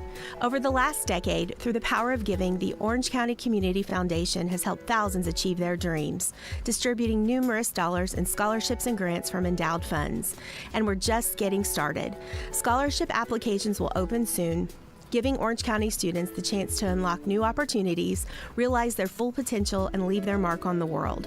Plus, be on the lookout for details on our unrestricted grants program, empowering local nonprofits to continue their philanthropic work and address the most pressing needs in our community. In 2024 alone, this grant cycle poured over $85,000 into our community, supporting many programs. Looking to make a lasting difference? Start a fund with us today and create a legacy that grows year after year. Call us at 812-723-4150 because your generosity shapes tomorrow. Together, we're building a better community. One scholarship, one grant, one legacy at a time. 13-7 in favor of Paoli here at the half as we begin the Whitfield Investments halftime report. Whitfield Investments, for a confident financial future. Turn to Whitfield Investments at Cornerstone Paoli. Call West Whitfield at 812-203-2545. If you're a Rams fan, well, you think you probably left one touchdown out there, maybe two at the most, as Rams cling now to a 13-7 lead over the visiting Jennings County Panthers. Rams started off this game. They took the opening kickoff. They were able to move the ball downfield 74 yards, took 3 minutes off the clock, ended up with a 44-yard touchdown pass over the middle. Justin Thornton hooking up with Ian Sullivan to make it a 6-0 ball game at the 8:55 mark of quarter number one. The Robbins extra point was good, and the Rams were up 7-0. Rams come out, put the defense out on the field. Jennings County starts their drive at the 36, but then some penalties as Jennings County was able to move the ball downfield, and penalties bring it back. They kind of got into that up-and-down rhythm before they were forced to punt the ball away, and the Rams get it back at their own 22 with 5:53 to go. They got a loss on their first down play and got them behind the chains and could not recover, and they were forced to punt the ball back. The Panthers get it at their own 42-yard line with 3:58 to go in the quarter. They had a 4th and 10 at the 44-yard line. The pass is incomplete, and the Rams take over. Paoli, with 1:59 to go in that first quarter play, get it at their own 44-yard line, and a penalty moved them back, but then Justin Thornton got a big 26-yard run to get the ball down to the 1-yard line. Then he was able to cap off that drive with a 1-yard touchdown run at the 11:09 mark of quarter number two. The extra point by Robbins was no good, and the score was 13-0. Rams kick it off, and the return man for Jennings County fumbles the ball. Albertson able to recover it at the 24-yard line of Jennings County. Rams were in great field position with 10:55 to go, but they couldn't take advantage of it. A chop block, a hold, and the Rams were forced into a 4th and long and punted the ball away. Jennings County gets it back at their own 32-yard line with 8:16 to go. They move it downfield. A pass interference on Paoli got him down inside the 30, but then a hold on the Panthers moved the ball back, and it was 4th and 13 at the 36. And on the 4th down play, the pass again was incomplete, and the defense holds and gets the ball back on downs. The Rams, with just 3:52 to go, get the ball at their own 36-yard line, but then Walton steps in front of a Thornton pass, takes it down the left sideline to the 3-yard line. 2 plays later, Franks, the quarterback, able to run it in from 1 yard out with 1:34 to go to make it 13-6. The extra point by Byram was good, and we had a ball game at 13-7. Paoli gets the ball back on the kickoff at their 20. A big run by Gidry. Dawson able to run it down to the 32-yard line, Jennings County, but just over 10 seconds to go. The Rams had a couple of shots at maybe getting it into the end zone, and Thornton on the final play was able to get it down inside the 5, but by that time the play clock had run down to all zeros, and we go to the halftime break with Paoli on top, 13-7. As we continue with the Whitfield Investments halftime report, we'll take a look at team and individual stats. You're listening to Rams football on Mix 95.3. Are you ready to see the world with clarity and style? Look no further than In Focus Eye Care on West Hospital Road in Paoli. At InFocus Eye Care, they offer comprehensive eye exams, a wide selection of fashionable eyewear, and the latest in contact lens technology. Their expert team is dedicated to providing personalized eye care for the entire family. Call 812-723-4752 and schedule your appointment. Now, open Monday through Thursday from 8 to 5. InFocus Eye Care, where your vision is their focus. No two of us are exactly alike. That's why you need a financial advisor with the freedom to focus on the details that make your life your own, your family, the dreams that inspire you. Whatever your goals, you need an advisor who can create a plan uniquely tailored to you, all backed by the sophisticated resources of Raymond James. To learn more, call financial advisors Jamie Sullivan or Jenny Baker at 812-849-2670. Raymond James and Associates Incorporated, member New York Stock Exchange SIPC. Investments halftime report continues as we are ready to take a look at some of the stats from first half action. The numbers actually kind of surprising as far as Paoli is concerned. They totaled 202 yards of offense in that first half of play, 158 of that on the ground, 44 as a result of passing the football. Looking at the individual totals that make up that overall total of 202 yards, rushing totals, Dawson Guidry leads the way, 66 yards gained on 5 carries, 39 of that came on his last carry of the half that got Paoli into a threatening position late. Then 52 yards for Justin Thornton. He had 2 big carries, one of 26, another of 28. Otherwise, Jennings County has done a good job of keeping him in check. Then 24 yards for Emmett Schellenberger. He carried it 4 times in that first half of play. Chase Case, a couple of carries for him for 10 yards. And Bryson Burkhead, he carried it once and gained 6 yards. As far as the passing game is concerned, 1 completion on 5 attempts for Justin Thornton along with an interception. That 1 completion, it was a big one. It went for a touchdown. A completion of 44 yards to Ian Sullivan, and that is Sullivan's only catch so far tonight. So for Paoli, 158 yards on the ground, 44 yards passing the football, total of 202 yards of offense for Paoli in that first half of play. Now we're going to take a break. When we come back, we will flip the page over to the Jennings County side of things. Right now, Paoli is on top, 13-7 here at the half. You're listening to Rams football on Mix 95.3. Get ready for a taste explosion at the Superburger in Paoli, home of the Triple Nuke, the burger that takes flavor to a whole new level. But that's not all. They now proudly claim the title of second best burger in Indiana. Sizzle into satisfaction with their mouth-watering patties made with locally raised 90% lean grass-fed beef with fresh ingredients that'll leave your taste buds begging for more. The Superburger, where every bite is a journey of culinary delight. Swing by today and discover why they are the talk of the town. The Superburger, West Main Street in Paoli, where the Triple Nuke reigns supreme and the taste is legendary. Cave Quarries Incorporated and Car Quarries, dealers of agricultural lime, crushed stone, sand, hot mix asphalt materials, and asphalt paving, invite you to visit one of their 2 locations. Cave Quarries, located 3 miles west of Paoli on State Road 56, and Car Quarries, located 2 miles east of Paoli on Highway 150. Phone 936-4923 for Cave Quarries Incorporated and 723-2109 for Car Quarries. Services you can count on. Quality guaranteed. At the half right now, Paoli out in front, 13-7 over Jennings County. Whitfield Investments halftime report continues as we flip the page to the Jennings County side of things, looking at both rushing and passing stats. Jennings County, they total 64 yards of offense in the first half, 39 of that as a result of running the football, and 25 as a result of passing it. Breaking it down to the individual totals, Andrew Machino, he leads the way rushing with 3 carries for 20 yards. Brady Franks, he leads as far as number of carries. He carried it 6 times in that first half, gained just 13 yards on those 6 carries.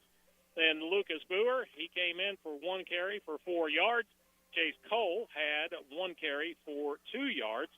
So that's your total of 39 yards of rushing offense for Jennings County. As far as the passing game is concerned, Brady Franks, 4 out of 10 on the night for 25 yards. 3 of those completions go to Cooper Beneke. He had 3 catches for 16 yards. And Keegan Wheeler, he got in there for 1 catch for 9 yards. So, again, 64 total yards of offense for Jennings County, 39 on the ground, 25 through the air. That's as compared to Paoli's 202 total yards of offense, 158 of that on the ground, 44 as a result of passing the football. Well, we are at the half right now. Paoli out in front, 13-7. When the Whitfield Investments halftime report continues, we're going to take a look at some of the team stats from first half action. You're listening to Rams football on Mix 95.3. Every day, children in our community enter the court systems because of abuse or neglect, and they need someone to speak up for them. That's where CASA comes in. Our volunteers stand beside them, making sure their voices are heard and their best interests come first. It's incredibly important work, and we need more people willing to make a difference. I'm Chrissy Evans, Orange County CASA Director. If you've ever wondered how you could help a child in a meaningful way, I'd love to talk with you. Call 812-723-2411.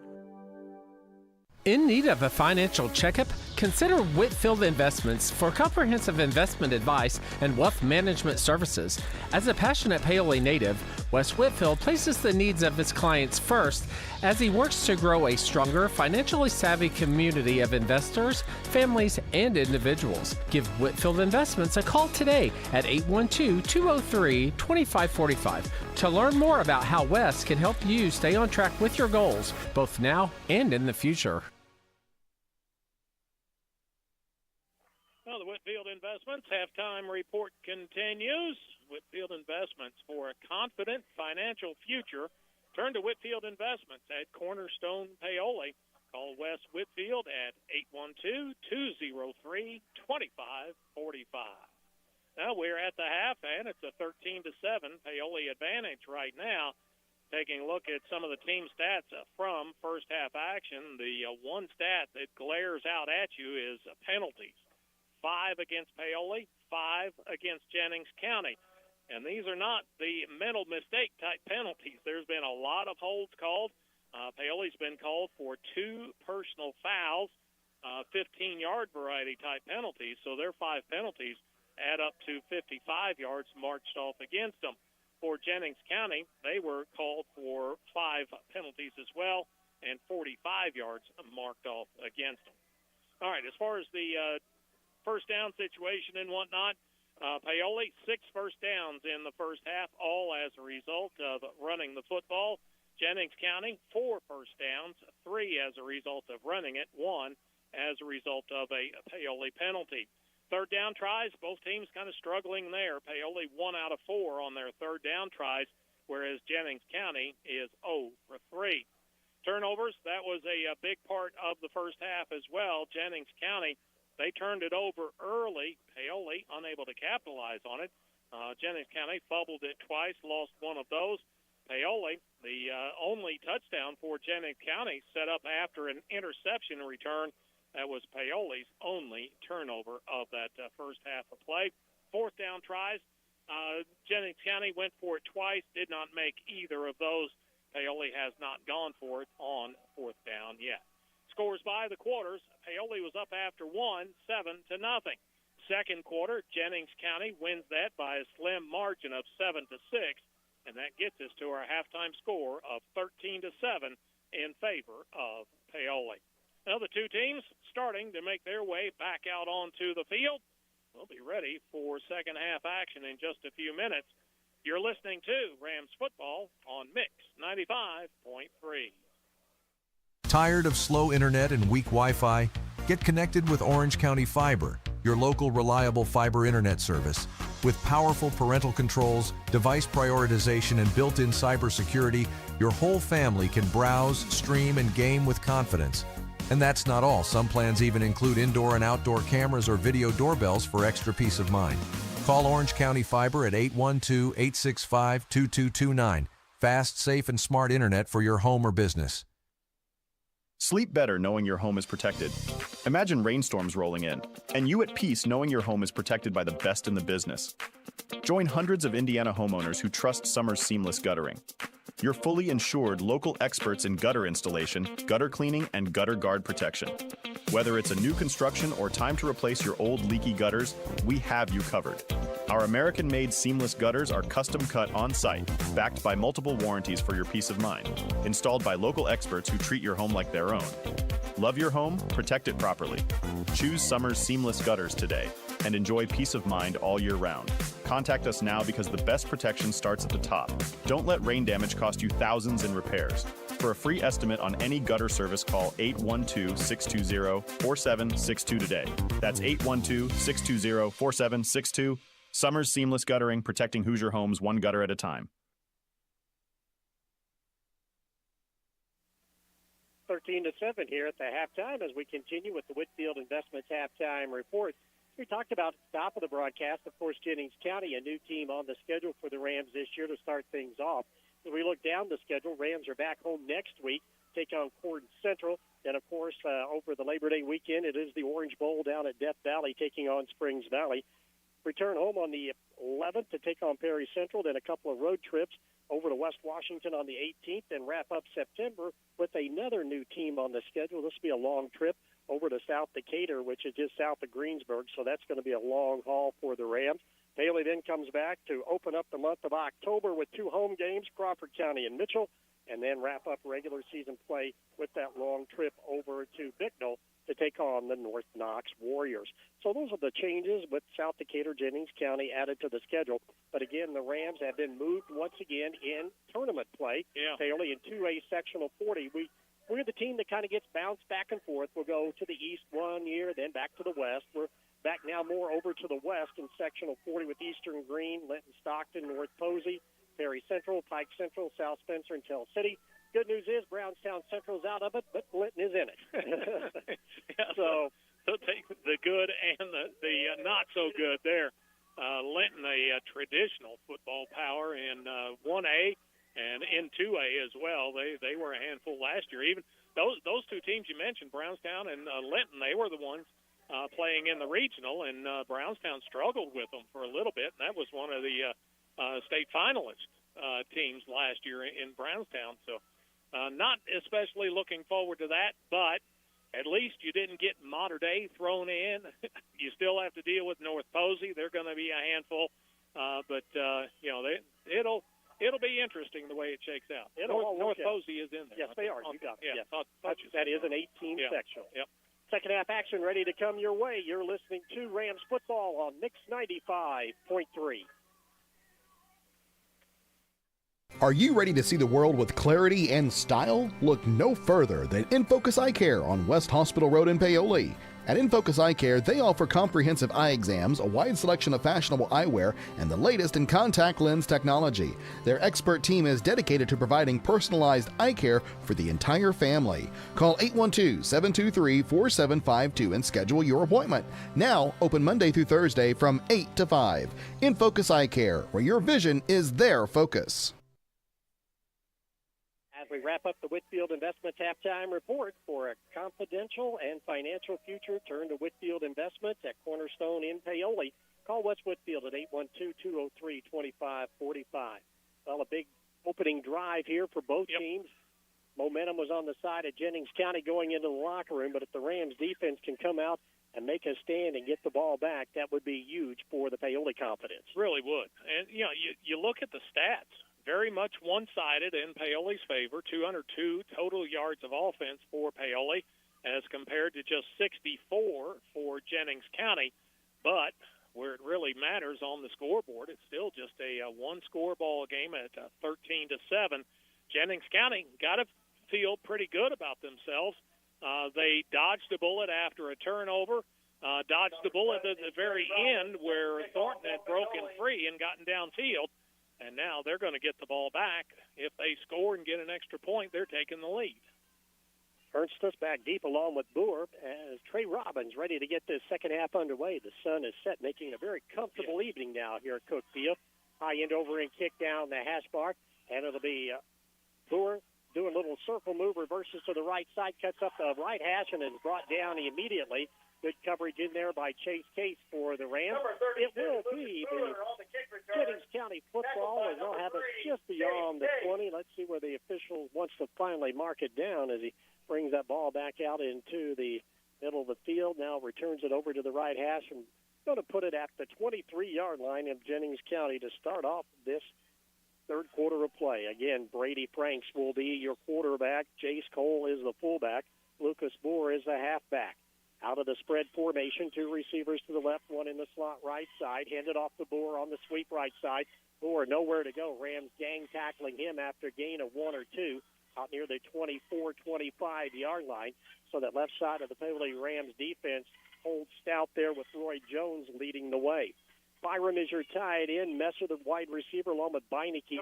Jarrett Lewis, Rhett Berkman are the tackles. Cooper Lane, the guards, along with Bentley Byer. And Lucas Fenton is the center. Rams up front go with Mo Hall, Roy Jones, and Landon Baker. We'll see Dakota Hopper in there as well. The linebackers, Chase Case, Trey Robbins, Jalen Miller, Bryson Burkhead at one corner, Max Cunningham at the other. Second down and 9, trips receivers to the left side, the wide side of the field. Franks on the flanker screen, going down and picking it up is Wheeler. Wheeler breaks free up the hash mark. He has a first down out beyond the 35-yard line. So a good pickup that time on the pitch and catch out to the left side.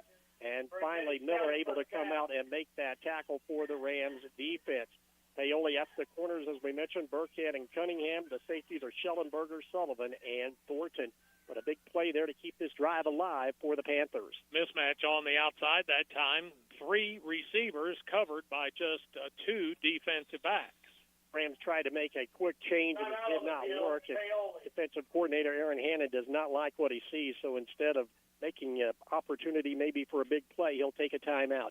Just getting started here in the third quarter play on the Sullivan Financial Consulting of Raymond James scoreboard. Rams lead at 13-7. You're listening to Rams football on Mix 95.3. If there's one thing we all share, it's that our lives are all unique. At Raymond James, we believe that's worth celebrating because financial planning isn't just about numbers and figures. It's about creating the life you envision. So whether you're building a future or preparing for retirement, a Raymond James financial advisor can guide you each step of the way. To learn more, call financial advisors Jamie Sullivan or Jenny Baker at 812-849-2670. Raymond James & Associates Incorporated, member New York Stock Exchange, SIPC. A quick timeout taken by Paoli defensively. Jennings County threw something at them that they didn't like and had to call a timeout. Now they've got it 1st and 10. All at the 39. Franks pump fakes. Now he's caught from behind, and he's going to be throwing for a loss. A sack reported by the Rams. Mo Hall was back there for Paoli. And the Rams defense comes up with a big play when they need it. That'll be a sack for a total of 5 yards to make it 2nd and 15. Big play defensively for Paoli. That's the right call. They got in, got some pressure on the quarterback, brought him down after a loss of 5 on the play, the first sack of the night for Paoli defensively. No, not the biggest man on the D-line, but he sure is the quickest, and that time it showed. Second down and 15 at the 34. Out of the gun, rolling is Franks. He's going to tuck it and run. Cuts inside now, jukes back outside, still looking for running room, and it is upended as Max Cunningham comes up to take his legs out from underneath of him. A gain of a couple on the play by Franks, and it's going to be third down and 12 for the Jennings County offense. So big third down here for the defense, and Case came off a while ago. It looks like now Sullivan coming off with a cramp possibly. Yeah, he's cramping up and has to come over to get stretched out.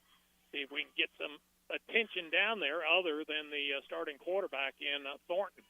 Third down and 12 as Jennings County breaks the huddle. Franks, a big play here for their offense, big play for the Rams defense. Split 2 receivers to the left, 1 to the right. Slot right side, single setback. Franks back to pass. Plenty of time looking over the middle. It's going to be incomplete, but we have a penalty flag right around where the pocket was. So we'll see. That's usually going to be a holding call and be a big decision here for Coach Brzezinski. You punt it away or put him back deeper in the territory. That's the official just on the defensive side behind the line of scrimmage that threw that flag. A lot of times you'll see the official behind the line throw that holding. If it's against Jennings County, I'm sure Paoli will turn it down and take that incompletion, and that's what they will do. That'll force the Panthers to punt, which is a victory for the Rams here for their defense to start this second half of play. See Sullivan on the ground over here to our left. He wasn't just stretching one leg. He was stretching both. He was cramping up in both. Rams finally get enough out there. Now we get a penalty flag going in amongst everything. Is it going to be an illegal procedure maybe against Jennings County? Yes, it is. And Paoli will take that one. That'll be the 6th penalty of the night against Jennings County for a total of 50 yards. That'll move the ball back to the 32-yard line and make it 4th down and about 18 yards. Back to punt once again is Messer. Schellenberger, the lone setback for Paoli in their punt return with Sullivan down. Low snap. Messer goes down to get it. Here's some pressure. He booms it out of there. High kick. Schellenberger, fair catch. And he catches and he bobbles it, but luckily he's able to fall on it at the 38-yard line. And that's where the Rams will have a good field position here to start this third quarter of play with their first offensive drive of the second half, leading at 13-7. All right, first offensive possession of the second half for Paoli. Let's see if they can get a push up front, hold their own, and get some more points on the board. The chance that Jennings County had to double up on scores, that went by the board. Now it's Paoli's opportunity. Yeah, big change here for the Rams to see if they can get up to a 2-score. Now we see Emmett Schellenberger in there at quarterback as Thornton still on the sideline. Don't know if Justin had an injury. As coming down on the option play, going to hand it off. Nope, going to keep it. Is actually going to give it to Guidry, and he's going to get maybe 1 yard back to the line of the scrimmage. And once again, that defense coming up strong there for this JC Panther team of Berkman, Walton in there, and Gomez. Gain of 1, make it 2nd down and 9. So Rams are going deep into the depth chart here to start this half. Yeah, with Thornton out, that takes Paoli's biggest offensive weapon out of the ball game. And with Sullivan out with the cramping issues, that takes him out. And Case Chase, he's also out of the ball game. He got shaken up early on that defensive possession. That's 3 of your starting backfield. 2nd down and 9. Handed off to the fullback, Guidry again right up the gut, moving that pile forward as he is able to get it out across the 40 near the 44-yard line. And the Rams will have a 3rd down. Paoli on their offensive line up front here tonight. Trey Robbins, Roy Jones, Landon Baker, Colton Morgan, and Dakota Hopper. Cunningham at 1 wide receiver. See Burkhead now have to come in along with Guidry, and Schellenberger moving in at that quarterback spot. Yeah, important for Paoli to get a 1st down here, keep that defense off of the field for a little bit. Also see Gunnar Smith come in as a wide receiver. The 6', 150-pound senior comes out to the right side. 3rd down and 4 at the 44-yard line. Emmett sets the offense. Looks, going to come down, hand it off to the fullback, Guidry. No running room that time for Dawson. He may get 1 tough yard out to the 45-yard line, and that will make it 4th down. And there's another Ram starting to cramp up out on the field. I was wondering earlier, are we going to get some water breaks for the boys? A lot of them playing both offense and defense, and it's starting to take a toll on Paoli especially. Oh, the Rams wanted to develop some depth, but this is not the way that you want to do it on game night. As a timeout for the injury right now, as they work on the Rams player at about the 48, 49-yard line. Paoli now starting this second half. Second-handed, as we mentioned, Thornton not in there, and Sullivan out. And also we talked about Chase Case being out of there as well. And it's like one of the linemen also going to have to go out for 1 play. And Paoli getting down to some new numbers in there. Owen Llewellyn, the junior, will check in on that offensive line here now to fill a hole for Paoli. And Derek Albertson, number 14, also will come in, the 5'11 sophomore for Paoli. And now the coaching staff has to come back out and look down the line. Okay, now who is available, you know? Well, and, just a 4th down coming up, a punting situation, and Thornton's your punter. He's out of the ball game, and who's going to come in to take his spot? And the thing I'm thinking about with Justin Thornton is maybe concussion protocol, because he's standing on the sideline. His helmet is right down here on the bench, so evidently they have got him under observation. Looks like Dawson Guidry will do the honors now, punting this ball for Paoli on 4th down and 4 at the 45. Rams lead at 13-7. 7:09 to go, third quarter play here on the Sullivan Financial Consulting of Raymond James scoreboard. Landon Baker's the long snapper for the Rams as dropping back deep.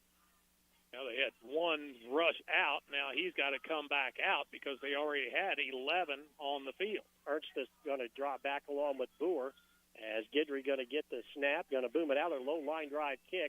Takes a big bounce. It's going to be bobbled there. Ernst can't hold on to it. It's loose on the field. It's going to be picked up by the up man. That's Machino. Then he is going to be drugged down from behind. Nice job of really following up that play by Lincoln Campbell, number 17. And that will give Jennings County the football back. But they, again, almost had one where they had it on the ground and turned it over. Yep. All right, let's see if this remade Paoli defense can stand up against Jennings County. You got 3 of your starters over here on the bench. All at the Jennings County 30-yard line. Start this drive, 6:58 to go here in the third. Rams defense made a strong stand their first time. Let's see if they can back that up with another. Franks will bring out the offense. Now they're actually going to move the ball up, it looks like, a little bit to the 33-yard line for Jennings County. Start their second drive of the night. Rams clinging to that 6-point lead at 13-7. With 6:58 to go here in the third quarter of play. Franks out of the spread offense with 2 receivers to the left, 1 to the right, single setback on 1st down and 10 from the 33. Franks low snap, hands it off to Machino. Machino dances his way. He's to the right side. He's got his crease. He breaks the tackle, gets it out near the 45-yard line, and finally the Rams secondary able to bring down Guidry, the last man between him and the end zone. That'll be enough for a first down play out to the 46-yard line. Now, see if these numbers lost start to make a difference as Jennings County that time got something over their right side. First down and 10. Frank's going to keep it, goes to the right side looking. He cuts upfield. He stretches out near midfield before he is brought down by that Rams defense. And the Paoli defense finally gets some gang tackling, but they have another player down across the way after a gain of 3 on the play, make it 2nd down and 7. And it doesn't look like he's cramping up. And we'll check now as Rams coaching staff will go across. That's exactly what it is. I think that may be Mo Hall. I'm not for sure. Across the way. So the Rams have had their issues here with their conditioning in the start of this second half. No, it's not Mo Hall. I see Mo right there. Maybe it's Miller across the way. We'll see if the Rams can bounce back here. Looks like Ian Sullivan possibly on the mend, getting some fluids in him and hopefully bring him back out onto the field. Allow both teams now to kind of gather around their coaches as 6:12 to go here in this third quarter of play. Paoli clinging to that 13-7 lead on the Sullivan Financial Consulting of Raymond James scoreboard. And Coach Brzezinski across the way. Most important thing right now, you're huddled up. Everybody has to get a water bottle of some sort, get some fluids in them, and just to make sure that cramping is not an issue the rest of the way. Actually, it's turned into a pleasant night. When it was sunny, it was just flat out hot, especially up here.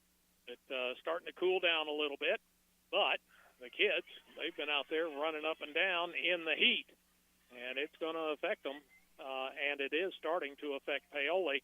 And as I say that, I see Sullivan has got the helmet back on. Looks like he's going to try to come back in. Hopefully, he's able to continue. Jalen Miller hobbling off the field with the coach, Sam Brzezinski, at his side. As he's favoring that right leg. Let's see if the Rams now come back out when this is all said and done. It is going to be 2nd down and 7. The ball at the 49-yard line of Jennings County. Rams clinging to a 6-point lead. Franks will work out of the gun formation with the spread. Puts 1 receiver to the right, 1 to the left. Slot on the right side, single setback. Marks out the signal. Rams crowd the line of defense. Handed off Machino to the right side. Cuts back up inside. Breaks the tackle. He's got a first down. And more as he gets across midfield down near the 43-yard line. So he's got to pick up close to 5-6 on the play. And that'll move the chains 1st and 10. And here's Jennings County. Coach Burton realizes he's got the Rams on their heels, and they're going no-huddle offense. 2 receivers to the left on 1st and 10 at the 42. Franks play fake, looking Back to pass, fires it down over the middle of the field. He's got a man, and it is caught inside the 4-yard line as Saban Messmer comes down with it, and then we get a penalty flag at the end, and we'll see exactly what that is about.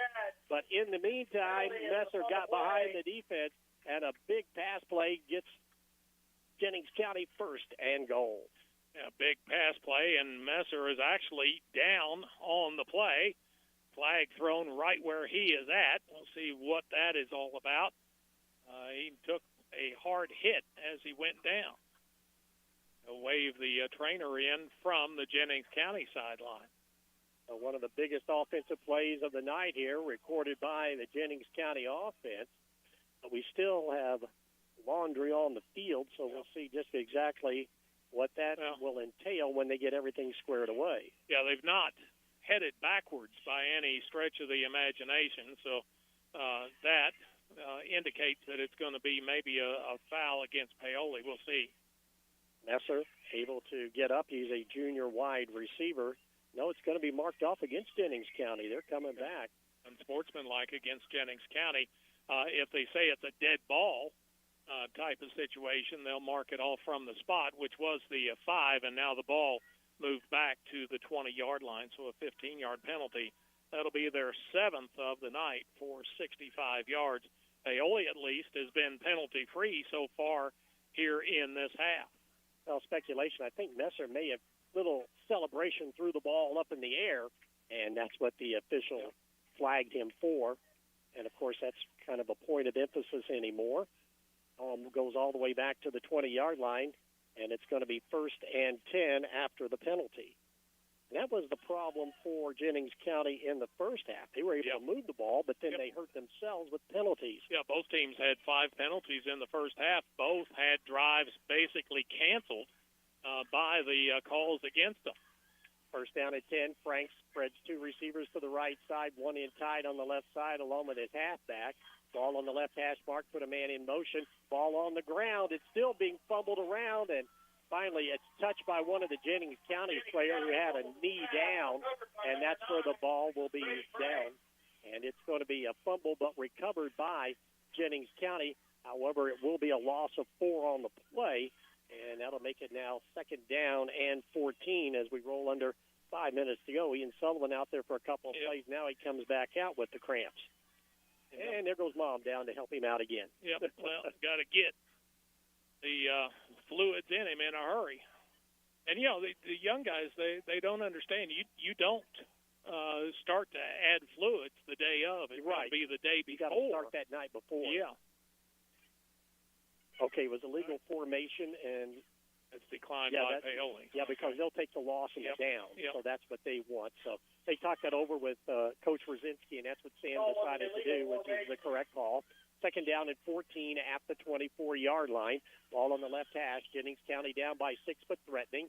Frank on the delay, going to hand it off left side. Machino running room, cuts back up to the middle, down inside the 20 to the 15, still on his feet. Good running room as Machino gets a great yardage back that time before Burkhead finally comes down, and Dawson Guidry as well. Albertson coming in.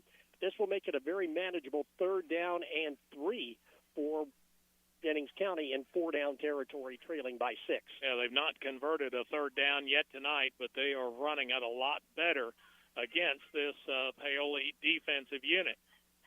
Rams again have had to plug some holes here in this second half. 3rd down and 3 out of the gun. Frank's going to keep it, tuck it left side, up the middle. He cuts back to the middle. He'll have a 1st down as he gets inside the 10 and wrestle down near the 6-7 yard line. That'll be enough for a 1st down to make it 1st down and goal for the Jennings County Panthers. As we get everybody unraveled there. Roy Jones in there on that tackle for Paoli. But here comes the Panthers threatening with 3:30 to go in the 3rd.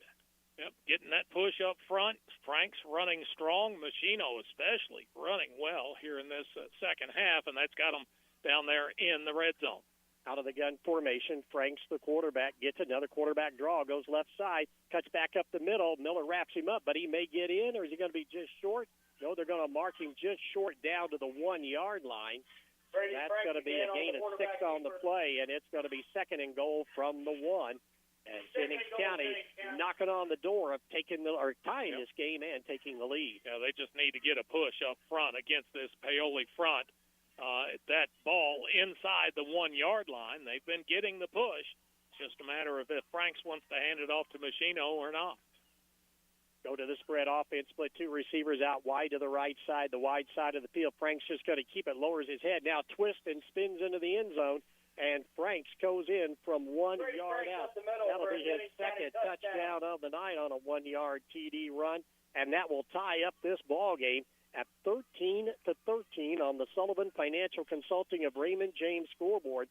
This coming with 2:34 to go in the third quarter of play. Yeah, they were impressive against a banged-up Paoli defense.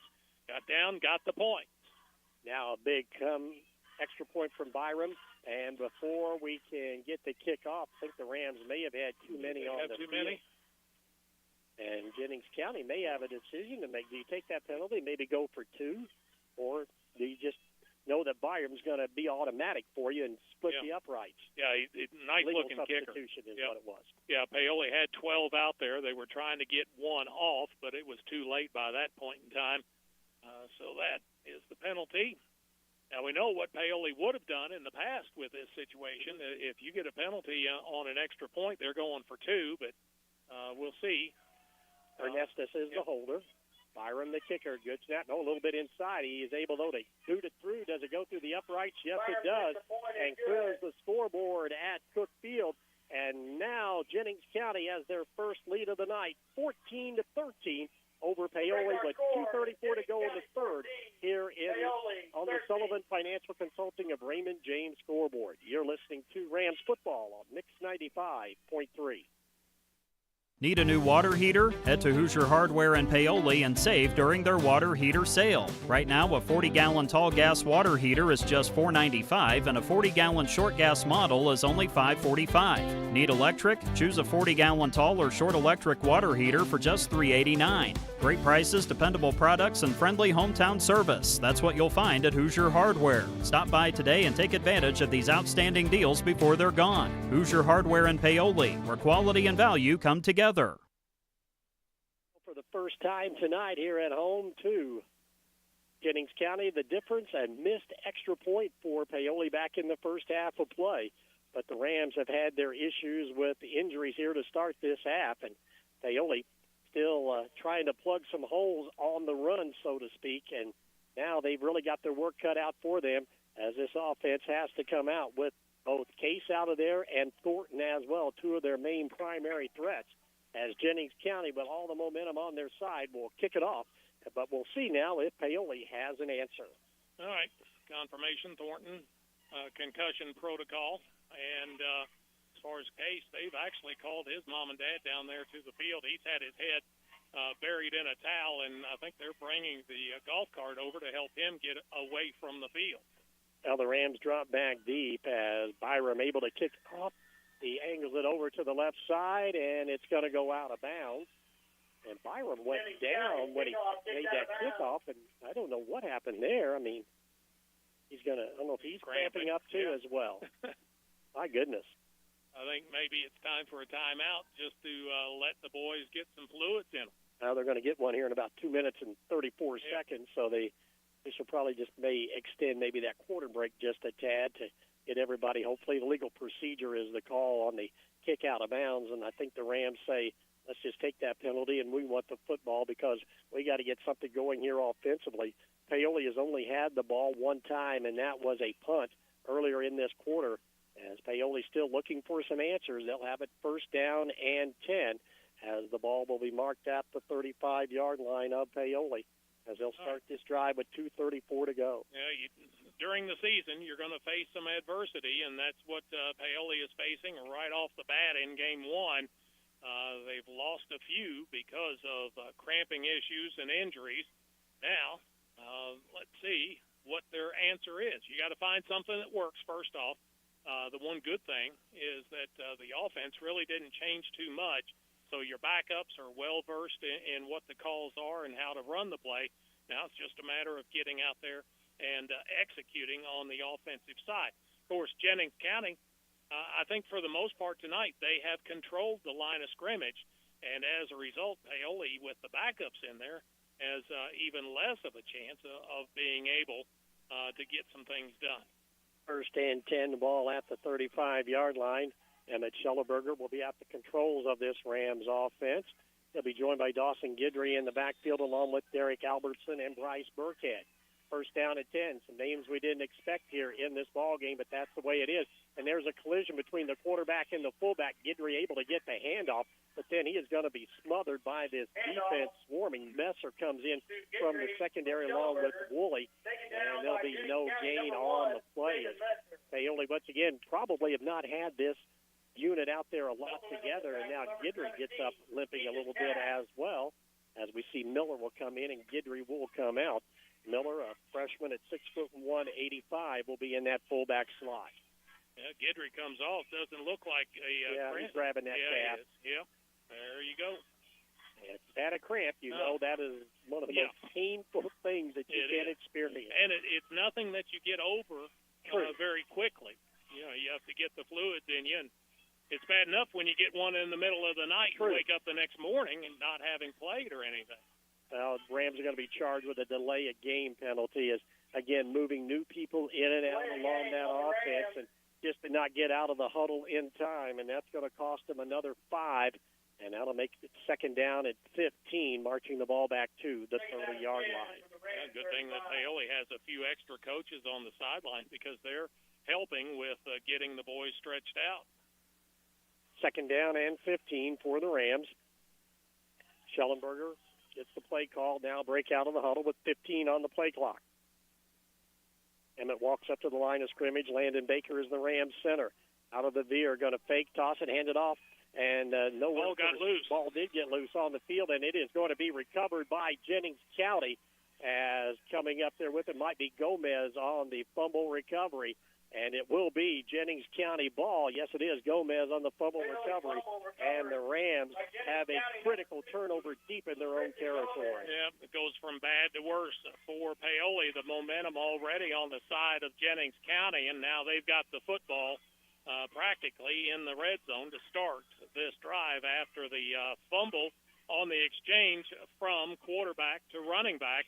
I don't think the running back was expecting to get it. Schellenberger was going to leave it off for him, and the two of them combined to let it loose. And the ball on the ground for Jennings County, still loose, diving for it, and Franks, does he cover it? I believe he does at the 30. Quickly back there was Roy Jones for the Rams. He was trying to poke that ball away, maybe come out of there with it. A low snap that time from the center, Lucas Gunn, out of the shotgun formation, and it's going to be second down and 15. Those are kind of plays the Rams defense would like to see. Yeah, needed that. Needed to get on top of that football, but just a half second later than what Jennings County was. Ball handed off left side, looking Machino, dances inside, dances outside. Albertson finally throws him down from behind, but a penalty flag comes in late. Gets the ball down to the 23-yard line. And let's wait and see what this call will be. More than likely going to be a hold against Jennings County or an illegal block. Yeah, thrown in that vicinity, right where the play was at. Paoli defender trying to detach from the block was unable to because he was being held. And Paoli will definitely take that one. That is now 8 penalties against Jennings County, total of 75 yards against them. So the drive that started really promising has now gone backwards on 2 plays in a row. Saw this in the first half for the Panthers, for their fans, unfortunately, and now come back to bite them again in this third quarter. So Paoli now can flex a little bit on this defense and hopefully get them to a situation where they're going to have to punt the ball away. Go to the spread formation, 2 receivers to the right, 1 to the left, slot on the left side as well. Franks with the single setback. Machino to his right. Second down and a mile. Back is Franks, pump fake, looking, and he's under pressure, and Hall gets him, and then he's going to be finished off by Trey Robbins. That's going to be the second sack of the night for this Rams defense, and that goes almost all the way back to midfield. Yeah, a loss of 10 on the play. Franks was looking for something down the left sideline, pump fake, thinking he was going to get the defense to react. They did not. In the meantime, his line had given up some. They had didn't have any chance of stopping Paoli as far as the pressure. That's going to allow the clock to roll down. Now that they stopped it at 5.4 seconds, the officials say unwind it, and it's going to roll down to the end of the third quarter of play.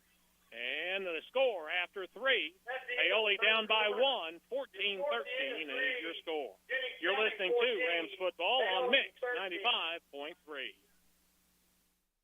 Looking for Invest top-notch where it fuel matters that keeps most, in the people and the potential of Orange County.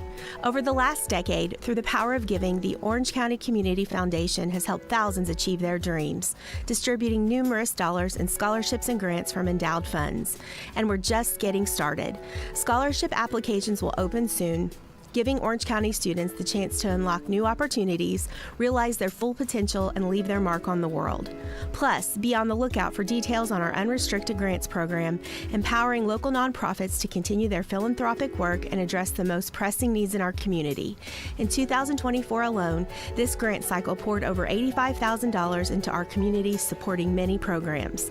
Looking to make a lasting difference? Start a fund with us today and create a legacy that grows year after year.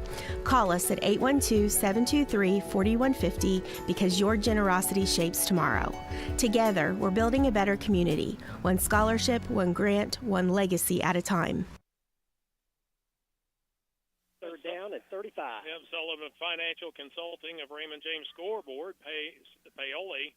On that, at least, down by 1 as we go to fourth quarter action. Need to stop here, need to get the ball back. At midfield, out of the gun formation to start the fourth quarter. Jennings County up by 1 and the football. Put a man in motion to the right side. That's Beinecke. Back is Franks to pass. Pressure on. He goes to a screen pass out to the left side. It is caught. That is Machino on the run down the left sideline. He's on his way to the end zone, and Machino takes the screen pass down the left sideline 50 yards, and it will increase the lead for Jennings County, now 20-13. Nobody for Paoli was able to catch up to him. Made one man miss at about the line of scrimmage. Kind of juked another, and by the time Paoli got another defender over there, he was well on his way to the end zone. And it's a 20-13 advantage for Jennings County, as now they will bring Byram in for the PAT. It has been Mr. Automatic so far here tonight.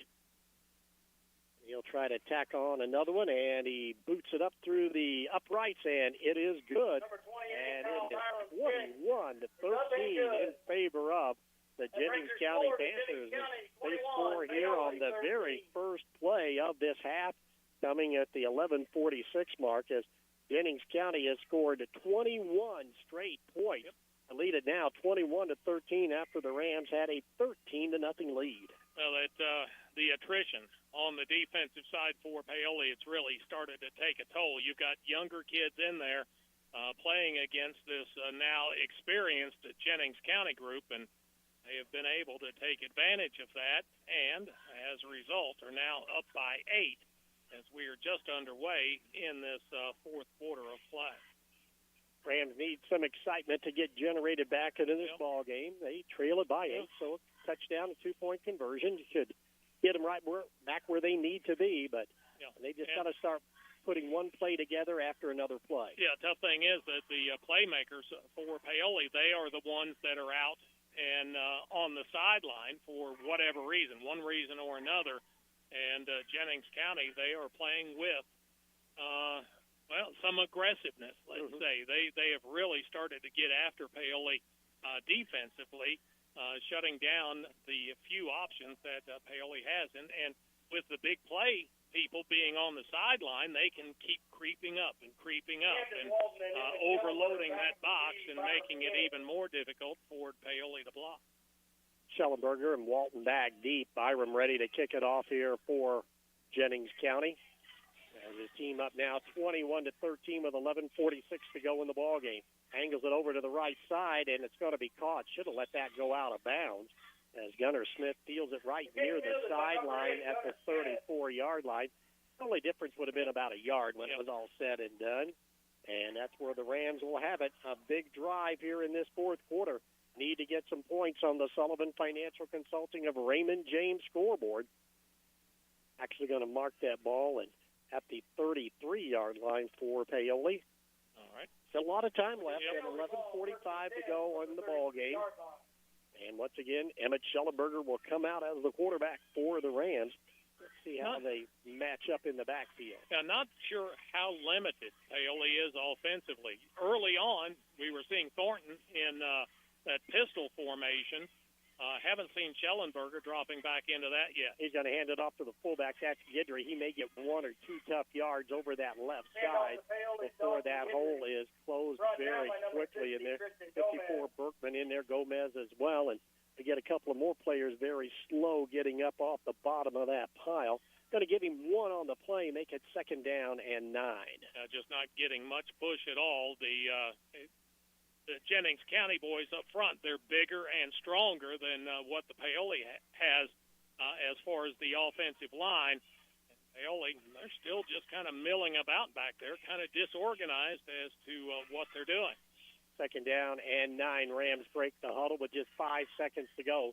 Schellenberger got a hustle to get it off, puts a man in motion, going to fake the toss, instead hand it off fullback. Guidry breaks the tackle. He comes down the left side, but there's a penalty flag, and he's knocked out of bounds across midfield. And that will probably wipe out a big gain for Paoli. It's actually got a couple of penalty flags. I think they may get the Jennings County player for a late hit here out of bounds. And the Jennings County player is cramping up on the Paoli sideline, so he gets a little bit of a stoppage, and we'll try to get off to the opposite side of the field.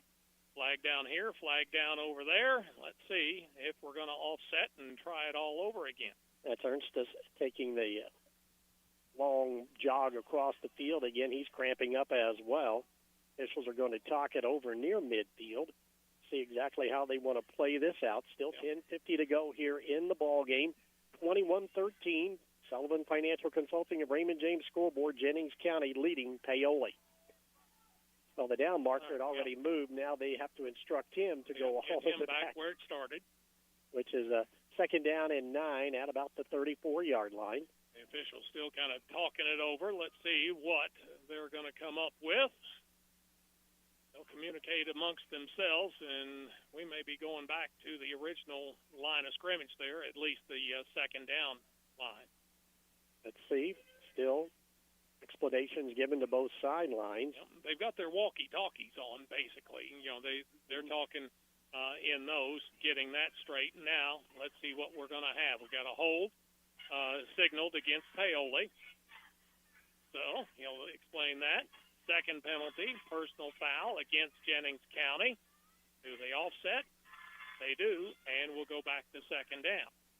After all said and done, it's a replay here for Paoli, but wiped out a really nice run that time by Dawson Guidry. Okay, they walked off 10 yards against Paoli. Now they're going to walk off 15. So it'll be a difference of 5. Yeah, because the holding is enforced up the field where it occurred, which was actually about 5 yards up the field. So Paoli a little bit of a break there, and now they're going to get a 1st down as a result of a penalty. And that will be the first down for Paoli here in this half. Get everything sorted out, and it's going to be 1st and 10 at the 45 of Paoli. Emmett Schellenberger, the junior quarterback for Paoli, wearing number 5 as he comes out of the huddle. Rams, by the way, made a shift in their helmets as well. It's been the Packer gold. Now it's back to the purple with the Green Bay gold ram horns on the side. Albertson in motion, come down, hand it off to Guidry. Guidry just trying to find some running room, and there's the push almost, just trying to move along, and a couple of the big linemen get tangled up as they go down. But Guidry with his offensive line gets really something out of nothing. Again, ends up being a 5-yard gain for Dawson to make it 2nd down and 5. Guidry, he's been busy tonight. 12 carries, 84 yards. He was actually one of them, getting up kind of slow, but trying to shake it off and stay in the game. 2nd down and 5 right at midfield, but 9:57 and counting in the ball game on the Sullivan Financial Consulting of Raymond James scoreboard. Rams break out of the huddle. At midfield, down to 4 on the play clock. Schellenberger sets the offense out of the veer, comes down the right side, hands it off to Guidry, and Guidry met right at the line of scrimmage. he might get one at the most as he's covered up very quickly by Rhett Berkman, the linebacker. Give him one. We'll make it second down and, well, actually going to be third down and 5 for the Rams here. As we see now, looks like Trey Robbins has shifted and gone back from his 70 number on the line to his 30 number at the linebacker. So once again, that's the necessity that the Rams are dealing here shorthanded in this second half. More than likely, Trey will get the handoff. Yep, he's going right into that fullback spot. And they'll stack it up in the middle, out of the veer, and we've got movement along the line of scrimmage, and the Rams get a break. Good job by Schellenberger to alternate the cadence that time. And, of course, Jennings County, they were anxious on this third down, and they went for it. And the Rams get an easy first down, 1st and 10 to the 45-yard line. Exactly 9 minutes to go in the ball game. Rams down 21-13 on the Sullivan Financial Consulting of Raymond James scoreboard. Second first down of the second half for Paoli, both as a result of penalties. This time, at least, they are moving the ball against Jennings County. They had offensive line starting to push back a little bit. Schellenberger, 1st and 10 for the Rams. Gets him up to the line of scrimmage. Man in motion to the left side. Come down, hand it off to Robbins. Trey twisting and turning. He'll be fresh out of that backfield. He's going to get 3, maybe 4 tough yards over the right tackle. And finally able to bring him down was big number 78, Jamison Woolley, a good-looking freshman at that defensive end. It'll be a gain of 4 on the play, make it second down and 6 for the Rams offense. Need to keep chopping away like that. If you can get 3-4 yards per carry, that's going to get you first down. Rams out of the huddle with 15 seconds to go. Ball over on the right hash mark at the 41-yard line. Second down and 6. Out of the veer, Albertson in motion, comes down the right side, handed off again, and nowhere for Robbins to run. And he is going to be throwing for a loss, maybe back of 1. And the Rams are going to have a big fourth down play here with 7:50 to go. And a fourth down they're probably going to have to go for here at the fourth down. Actually, they're going to forward momentum down to the 40. So it's going to be, should be 4th and 5, shouldn't it? We've got a 3rd and 5 yet. Okay, maybe we got ahead of ourselves a bit. Apparently so. Yep, they're not moving. We'll take it. Yeah, they're not moving the down marker. And the scoreboard has it 3rd down also. Schellenberger has the play. Big one here for the Rams, 3rd and 5 at the 40. Emmett surveys the defense, puts a man in motion, going to fake the toss. He's going to roll to the right side. Looking downfield, he's got Robbins. Robbins at the 30, down the right side to the 25, and up into at the 22-yard line. And the Rams, little play action out of the backfield that time. And Paoli keeps this drive going with a huge 3rd down conversion inside the 25-yard line to the 24. And now we have a Jennings County player starting to cramp up as well across the way, as the Rams will get a break here. And again, as Bert mentioned, going to have to go after the water bottles here. Yep. 6:59 to go in the ball game here in the 4th quarter of play. Rams led 13-0 at one point. It was 13-7 at the half. Jennings County, 2 big touchdowns in the second half, lead it now 21-13. First pass attempt of the night for Schellenberger. First completion. It was good for 18 yards and a first down. Paoli now 2 out of 6 on their 3rd down tries. They've got 9 first downs on the night, and they're starting to wear a little bit on that Jennings County defense. They're over there getting a little refreshment as one of their teammates has cramped up now. Rams get a chance to huddle up themselves with their coaching staff to get everything squared away here. Again, they're threatening, but, you know, you kind of think, Bert, this might be their last chance to get this ball in the end zone here. If they are unsuccessful, they may not see the ball again. Yeah, golden opportunity here. You've gotten it down here. Now you need to take advantage of it. Not only that, they need to get the touchdown, but they're looking at a situation where you need a 2-point conversion to be able to tie the ball game. Well, and you wonder early on here, you know, you can go over a lot of situations here in the preseason, but hopefully you've got one of those in your back pocket that you know will work for you. But we'll worry about that when we get to that point. Robbins comes out of the ball game. Looks like Guidry is checked back in. He'll be at the fullback spot for Paoli, 1st and 10 at the 24-yard line. Ball over on the right hash mark. Schellenberger under center for Paoli. He'll call out the signals, crowding the line of scrimmage of the offense, the defense, and hand it off to Guidry, but he is met right at the line of scrimmage. Just too many numbers on that white along that defensive line outnumbered the Rams, and Gomez and Woolley in there as well on that left side. And give Guidry a gain of 1, make it 2nd down and 9. Got to be able to read that. Schellenberger so far has shown a propensity, let's say, to hand the ball off as opposed to pulling it out and trying to run with it. He started off, let's see, he's only had 1 carry as a quarterback, -4 on that.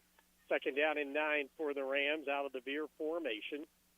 Schellenberger under center, going to turn, going to toss it to the left side. Guidry, can he get around the end? He's looking. He's got some room down the left sideline. He's at the 15 to the 10 and driven out of bounds near the 6-yard line is Dawson Guidry, able to get to the edge down the left sideline, and the Rams have it 1st and goal at the 6-yard line, a gain of 17. Gain of 17, a 1st down. That'll be 10 for Paoli, and it also puts Guidry over 100 yards rushing on the night. He's got, let's see now, 15 carries, 102 yards. That's a good thing he was cleared this week to play. Yes. The Rams have used him well. All right, now can Paoli finish this drive off that started at their own 33 as we near the 6-minute mark of the ball game. Schellenberger goes under center for Paoli out of the veer formation. Ball on the left hash mark. Handed off to Guidry over the right side. He's got a hole. He's going to be just shy of that touchdown. Couldn't get it into the end zone, but he is going to be down to the 1-yard line. That'll be a gain of 5 over right tackle. It's Paoli good blocking by Morgan and Hopper over on that right side. And Paoli threatening here as we go under 6 minutes to go in this ball game. Boys are starting to wear down a little bit. Took them a while just to get everybody up off of the ground. And the Rams go no huddle here. They go to their, what we used to call with Coach Dittmer, the race car offense. Schellenberger under center. He's going to turn, hand it off to Guidry. There's gang tackling. He breaks to the outside, and he is in for the score.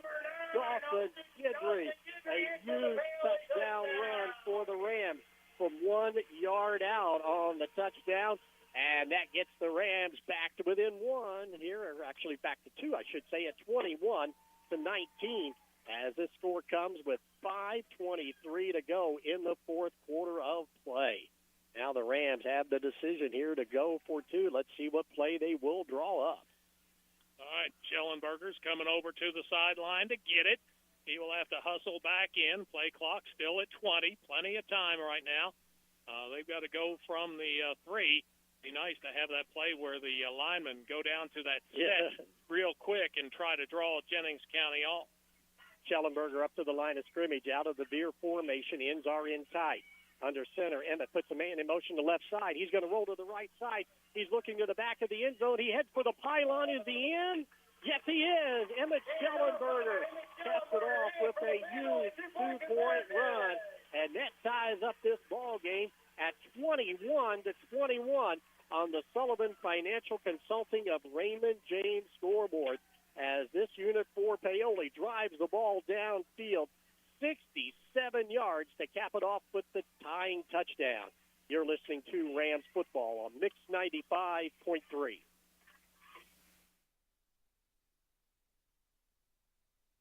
Are your retirement savings scattered about several employer-sponsored plans and individual IRAs? Let a Raymond James financial advisor provide you with education on what options you may have. Each may have potential benefits and drawbacks.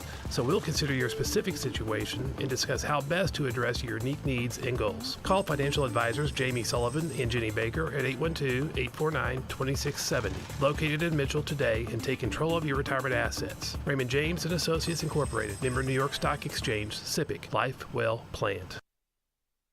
Tied at 21. Paoli able to get it down the field, get it in the end zone, and then a 2-point conversion to tie it. That was 5:23 remaining in the ball game. Jennings County, they had everything going their way until that drive. Paoli responds. Now let's see if Paoli defensively can stand up to that Jennings County offense, which was on a 21-0 run until Paoli was able to put some points on the board there. Come back for the Rams. Now can they finish it?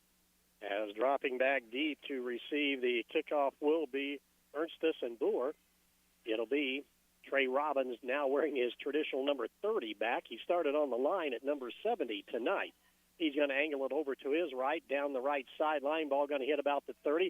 Picked up there on the run by Ernstus. Ernstus out to the 35 to the 40. He's got running room. There's a flag. He gets across midfield and brought down in front of the Jennings County bench across the way in Rams territory. But there's a flag back at the 44-yard line. So let's wait and see what happens here. Usually, more than likely, it's a block in the back. Yep, something against the return team.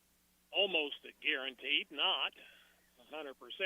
Waiting on the official. He's kind of sauntering over to the middle of the field, still talking on their little short band radio. And let's see, block in the back against Jennings County.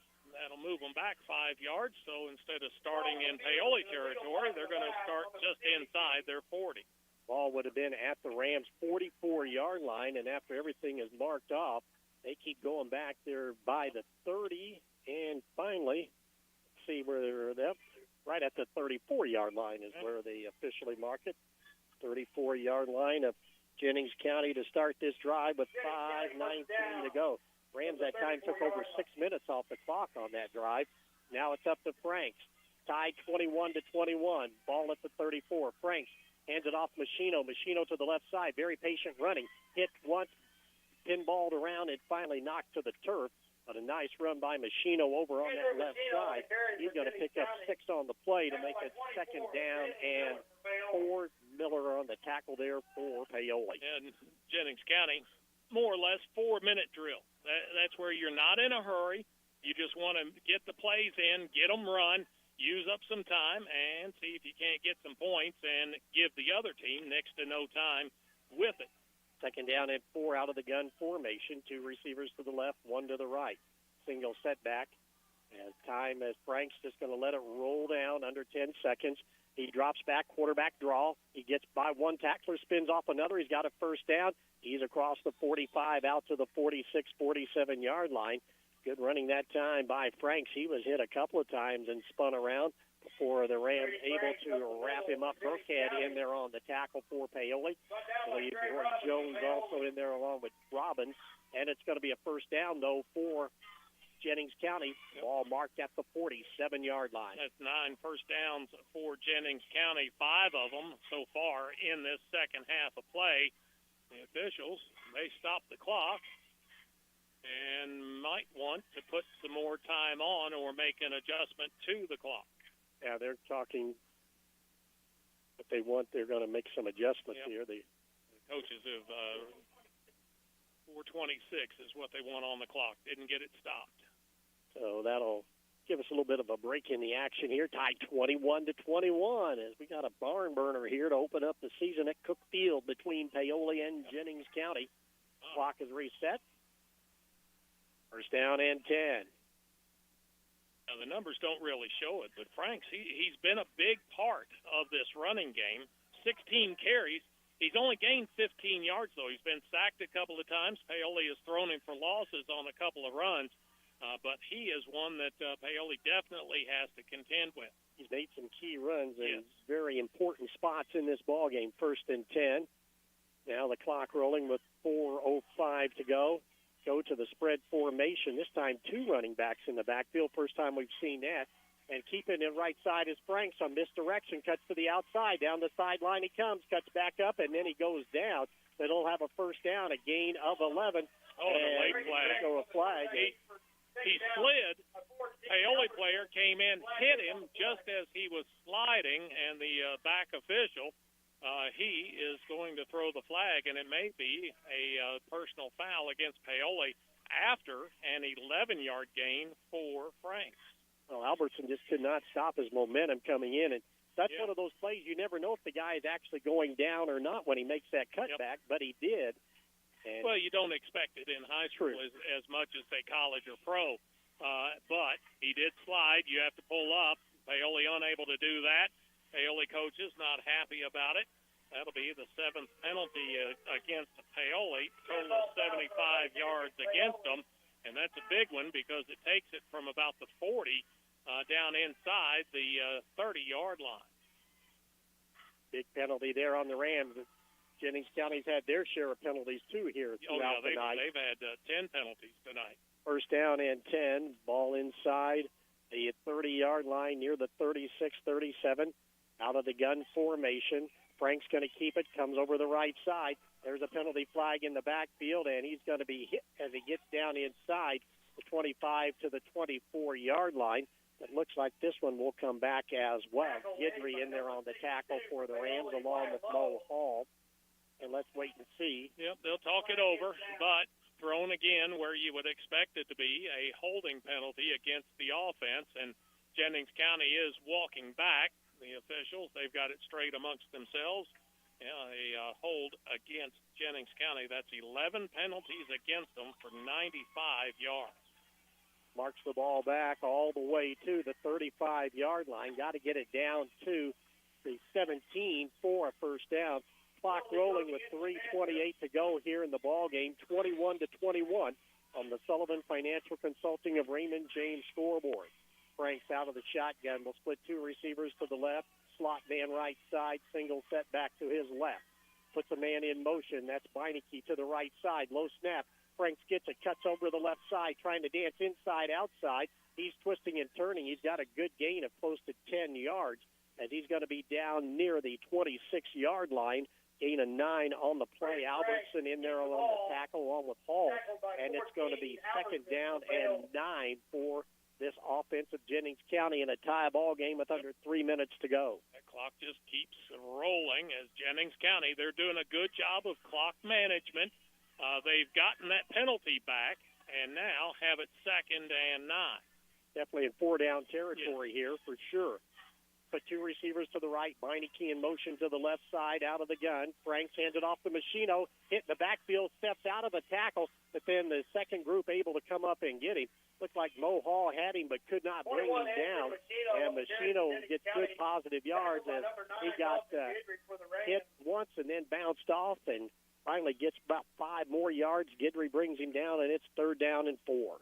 Third down so far tonight, Jennings County, 2 out of 6 on their third down tries, and another Paoli defender has gone to the turf, likely cramping up again. Well, we've seen that, yep, and a lot of players here in this second half of play, and the Rams coaching staff going to go out, and also we see the trainer over from Jennings County to come in as well. As Coach Rosinski said, everybody get over to the sideline and get some water right now. As take advantage of an it. Unofficial timeout taken. There's 2:07 to go. We get down to this point as well, Bert. You know, we've seen Byram on his extra points, and he's got quite a leg, so he might be a definite threat here for a field goal if Jennings County gets to that situation of the ball game. Yeah, and he's got a leg that I would say it could carry in. I think they in pregame, they were warming up maybe with kicks from the 20, so a 30-yard kick, and they would need another 7 or 8 yards to get to that range right now. Of course, pregame, a little different. You can just kick it straight if you want to and get it there. But we'll see if it comes down to that or not. Rams have had their share of injuries here in this ball game. We know that Thornton went down. You know, we kind of look back and replay that. Apparently that happened on that very last play of the first half across the way there when he was trying to get into the end zone. And then right off the gate there in the start of the third quarter, Case Chase went down. Yep. And then all of a sudden, a few plays later, we saw Ian Sullivan start to cramp up, and he's just been spotting play here ever since then. And Paoli's really had to make a mash unit and move people around. But, boy, give guys credit like Schellenberger and Guidry and also Robbins coming back in there to give the Rams a chance to tie this game and still in it here with 2:07 to go. And, you know, it's one of those deals where the 3 that went out, that you named that went out, they were also playing defensively. So you don't just lose the 3. You lose like 6 positions worth. And they're still trying to get the cramp worked out. Looks like they got that taken care of and maybe can help him up. That's Dawson Guidry, yes it is. Yeah. As I mentioned, a big part here is over 100 yards rushing tonight. Yeah, I think had him at 102, flip the page over, 108 on 17 carries. So he's been a big part of the offense tonight, big part of the defense also. See Wyatt Lowe come in as a backup linebacker for the Rams to replace Guidry in that slot right now. Hope they didn't have a dance scheduled for after the game because the boys were not going to be able to get out there and dance without cramping up. I think we're about done dancing, so we'll see. Well, might have a victory dance, we hope, here after this game. Well, that'd be fine. Rams now on the defense, 3rd down and 4, 2:07 to go. Ball at the 21-yard line, Jennings County in Rams territory in a tie ball game. Clock rolls. We'll be under 2 minutes to go by the time Franks gets the snap out of the gun. He's going to tuck it and run to the left side, cuts back up the middle. He breaks free, comes to the right side. Still, now he reverts back. He's to the 15, to the 10, gets an angle. Coming over, Burkhead misses him, and Franks just weaves his way from one side of the field to the other, and he is in with 21-yard touchdown run with 1:49 to go. Started one way, came back the other. I had a couple of players that had chances to make blocks, but if you see the jersey from behind, you better not touch them, and they did a good job of pulling off of blocks that would have been called in the back. And Franks, that's zigzag dancing, so to speak, and he gets into the end zone. It went 21 yards. He probably ran 40, though, when it was all said and done. Byram ready to go here out of the hold of Ernstus. As they wait, trying to get up point number 28. Snap down, kick is up, and the kick is good. Byram's been automatic here tonight, and that gives Jennings County a 7-point lead at 28-21 with a minute 49 to go. You're listening to Rams football on Mix 95.3. Financial investments are very important.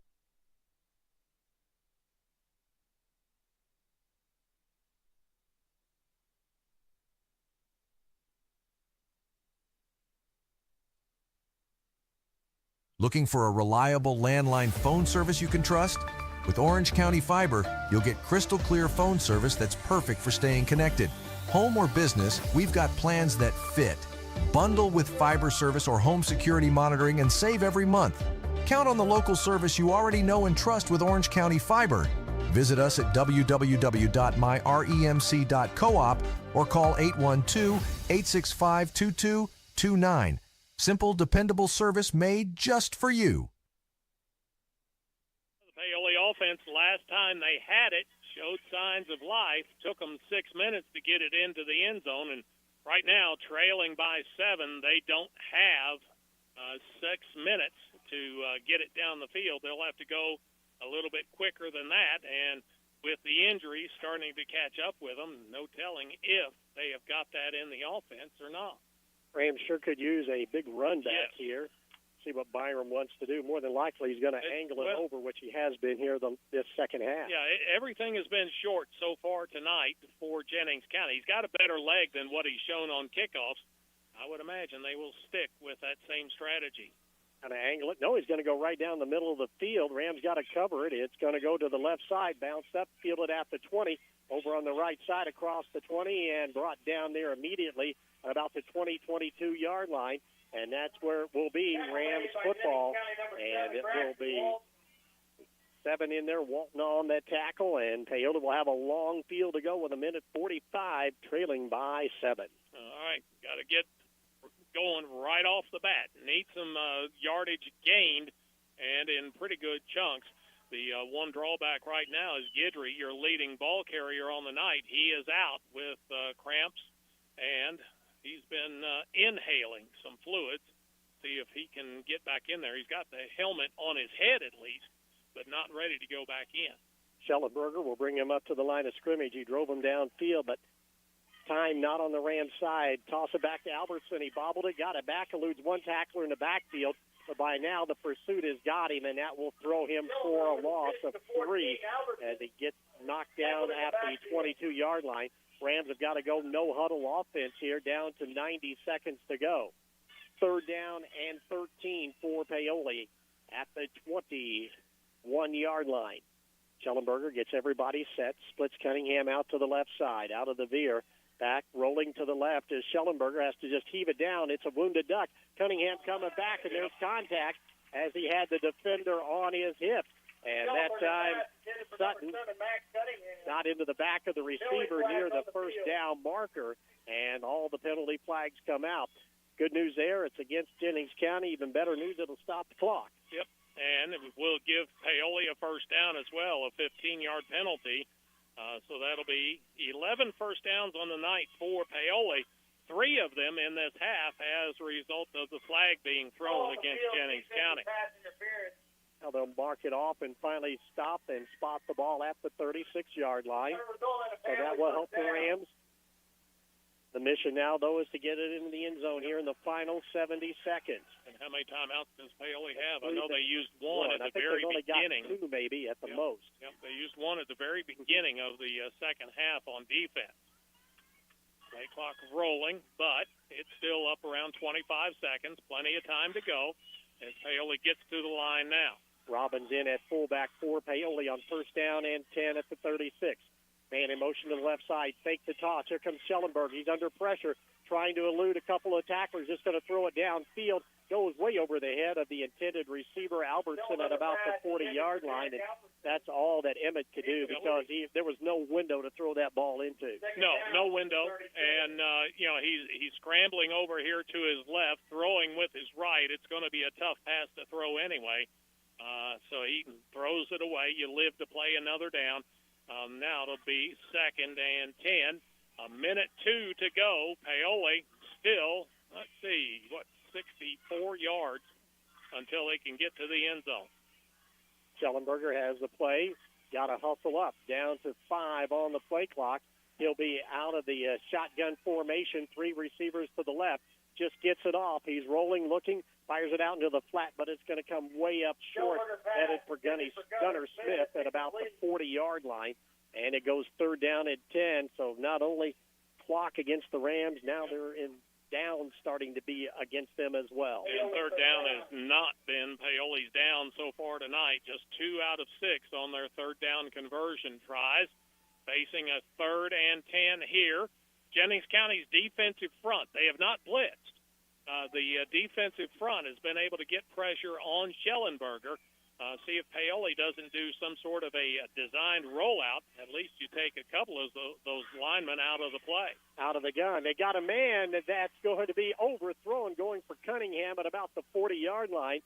Max got behind the secondary, but just couldn't connect at the 40. And we'll come back, and it'll be 4th down at 10. Which could be the final play of the game here for the Rams. Yep, Schellenberger, he's rolling out to this side and trying to put touch on it as Cunningham was breaking open, and he was open. There wasn't a defender within about 4 or 5 yards of him. Had he been able to come up with that, he might have still been running. Rams down to their possible final play. They got to convert on 4th and 10 at their own 36 with 53 seconds to go in the game. Schellenberger out of the gun, but before anything happens, timeout's going to be taken by Jennings County as they wanted to see what the Rams were going to do, and also kind of gives their defense a breather as well. Yeah, get a chance, catch your breath, get a drink, get around the coach, let him tell you what he's looking for. Now we see the Rams huddle up as well around their coaching staff. See Justin Thornton, who's been out with concussion protocol in this second half. He had a big first half, but not played a snap here in this second half, along with Chase Casey. I think maybe played 1 or 2 plays in the third before he was injured. And then Ian Sullivan, another one of their playmakers who had a 44-yard touchdown pass in the first half, has also been battling cramping, and he's not been in hardly at all in this fourth quarter and still not going to go in now. And, again, like it's been most of the second half, if not all of it, the biggest offensive weapons for Paoli on the sideline and unable to help you right now. Rams were able to put together a touchdown drive in their last possession. They're trying to back that up again, but they've come down to 4th and 10 at the 36-yard line of Paoli, trailing 28-21 on the Sullivan Financial Consulting of Raymond James scoreboard with 53.5 seconds to go. See that Guidry is back into the ball game in the backfield. See if they might just get a little swing pass out to him in the flat and see if he can do something with it. Gets it down, fires it over the middle. Cunningham catches it. No, it's going to be batted down as right there all over him was Brady Franks, number 9, who's done it offensively and defensively to bat the ball away. That would have been a very tight play because had Max caught it, he would have been very close to that first down marker. Yeah, I think he'd have had it if he was able to hold on because the defender got there late to knock it away, and Cunningham got himself open again, just unable to hold on to that football when the defense is raking at the arms. Jennings County will take over at their own 36. Of course, they will go into victory formation here. Paoli's got a couple of timeouts, but it's not enough to stop the clock. Franks gets it and takes the knee. Even though it will be a loss on the play, it doesn't matter, as Jennings County going to open up the season here with a win on the road over Paoli. As you mentioned, the Rams, even though if they would stop the clock, it still wouldn't matter. And it's going to be 2nd down and 12, and Jennings County just has to snap the ball one more time, it looks like here, unless Coach Brzezinski wants to use that final timeout in his pocket. But he didn't take it then, so I don't know why he would take it now. Out of the victory gun formation, Franks gets it, takes a knee, and that's going to be your ball game here tonight as the Paoli Rams jump out to a 13-0 lead, then 21 straight by Jennings County before the Rams tie it up with 5:23 to go in the ball game. But Jennings County able to move the ball downfield on their final, next to the final possession, and they went 66 yards on the touchdown drive, with Franks running it in from 21 yards out, and that was the difference in your ball game here tonight. As Jennings County opens up the season on the road, spoiling the debut of first-year coach Sam Brzezinski, it is Jennings County winning here tonight by a score of 28-21. You're listening to Rams football on Mix 95.3. Are your retirement savings scattered about several employer-sponsored plans and individual IRAs? Let a Raymond James financial advisor provide you with education on what options you may have. Each may have potential benefits and drawbacks. So we'll consider your specific situation and discuss how best to address your unique needs and goals. Call financial advisors Jamie Sullivan and Jenny Baker at 812-849-2670. Located in Mitchell today, and take control of your retirement assets. Raymond James and Associates Incorporated, member New York Stock Exchange, SIPC. Life well planned. Back and forth, and a nail-biter down to an end before Jennings County pulls out a big win on the road. And we mentioned Jennings County wins have been few and far between over the last 3 years under head coach Jason Burton, but they're able to pick one up on the road here tonight against Paoli. Again, your final 28-21 as we begin the Sullivan Financial Consulting of Raymond James post-game show. Paoli, well, they started off in fine fashion. They got the ball first to start this game, and they moved the ball downfield as they went 74 yards on a touchdown drive. Completed a 44-yard touchdown pass from Justin Thornton to Ian Sullivan. The Robbins extra point was good, and the Rams were up 7-0. Paoli defense comes out and gets a stand to get the ball back, but then they couldn't move it. Jennings County gets it at their 42, but then they go on 4th and 10. The pass is incomplete, and Paoli sets it up at their own 44-yard line. Right at the end of the first quarter, Paoli able to move the ball downfield. A big run by Justin Thornton got it down to the 1-yard line. Then Thornton runs it in from 1 yard out with 11:09 to go. The extra point was no good. That made it 13-0. And then here maybe a big drive of the night next, as it was Jennings County fumbling the kickoff. Albertson recovered it at the 24-yard line, but Paoli just could not take advantage of it as they had a chop block and a hold and ended up going on 4th and long. They had to punt the ball over to Jennings County, and the Panthers are able to survive that from going down 3 touchdowns. Jennings County then comes back. They move the ball downfield. However, on 4th and 13 at the 36, their pass is incompleted, and Paoli able to get the ball back. But the Rams, they get it at their own 36 with just under 4 minutes to go. But then Walton steps in front of a pass from Justin Thornton out in the right flat and returns it all the way back to the 3. And then Frank's able, the quarterback, to run it in for the first touchdown of the night for Brady. And that cut the lead down to 13-7 as we went into halftime. And then right before half, the Rams move it downfield. And on the final play of the first half, it was quarterback Justin Thornton running it down inside the 10, but comes up short and took a hit and never came back to play in the second half under the protocol for a concussion. So the Rams are shorthanded to start that second half. Then Guidry went down on the first or second play. Then Sullivan out with cramps, and Paoli just started losing players left and right to cramps and to injuries, and really had to have a makeshift lineup. But they did not give up, even though it was Jennings County coming back after both teams punted the ball away on their first possessions. Jennings County marched the ball downfield as they went to 62 yards. Big play was a pass to Messer down to the 5-yard line. Franks runs it in for the second time from 1 yard out with 2:32 to go in the third to make it 13-13. Byram extra point was good, and it was 14-13.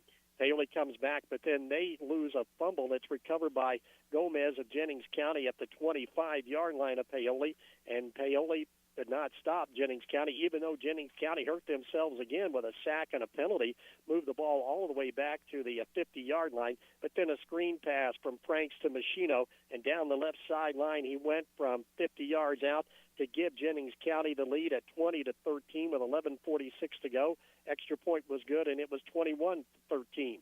Paoli comes back, though. They get the ball at their own 33 with 11:45 to go. They march it downfield.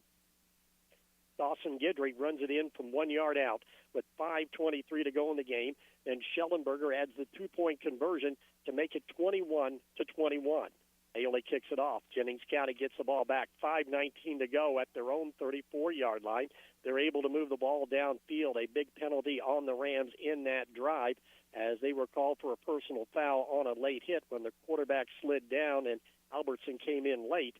And that moved the ball down inside the 30. Franks able to zigzag his way into the end zone from 21 yards out with 1:49 to go to make it 27-21.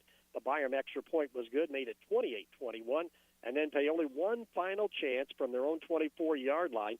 They were able to move the ball downfield as they picked up one first down. They had it for 4th and 10 at the 36. Pass over the middle, though, is incomplete, and that's your ball game as Jennings County comes on the road here tonight to open up the season with a win over Paoli, 28-21. And we continue with the Sullivan Financial Consulting of Raymond James scoreboard. We'll take a look at team and individual stats. You're listening to Rams football on Mix 95.3. Financial investments are very important.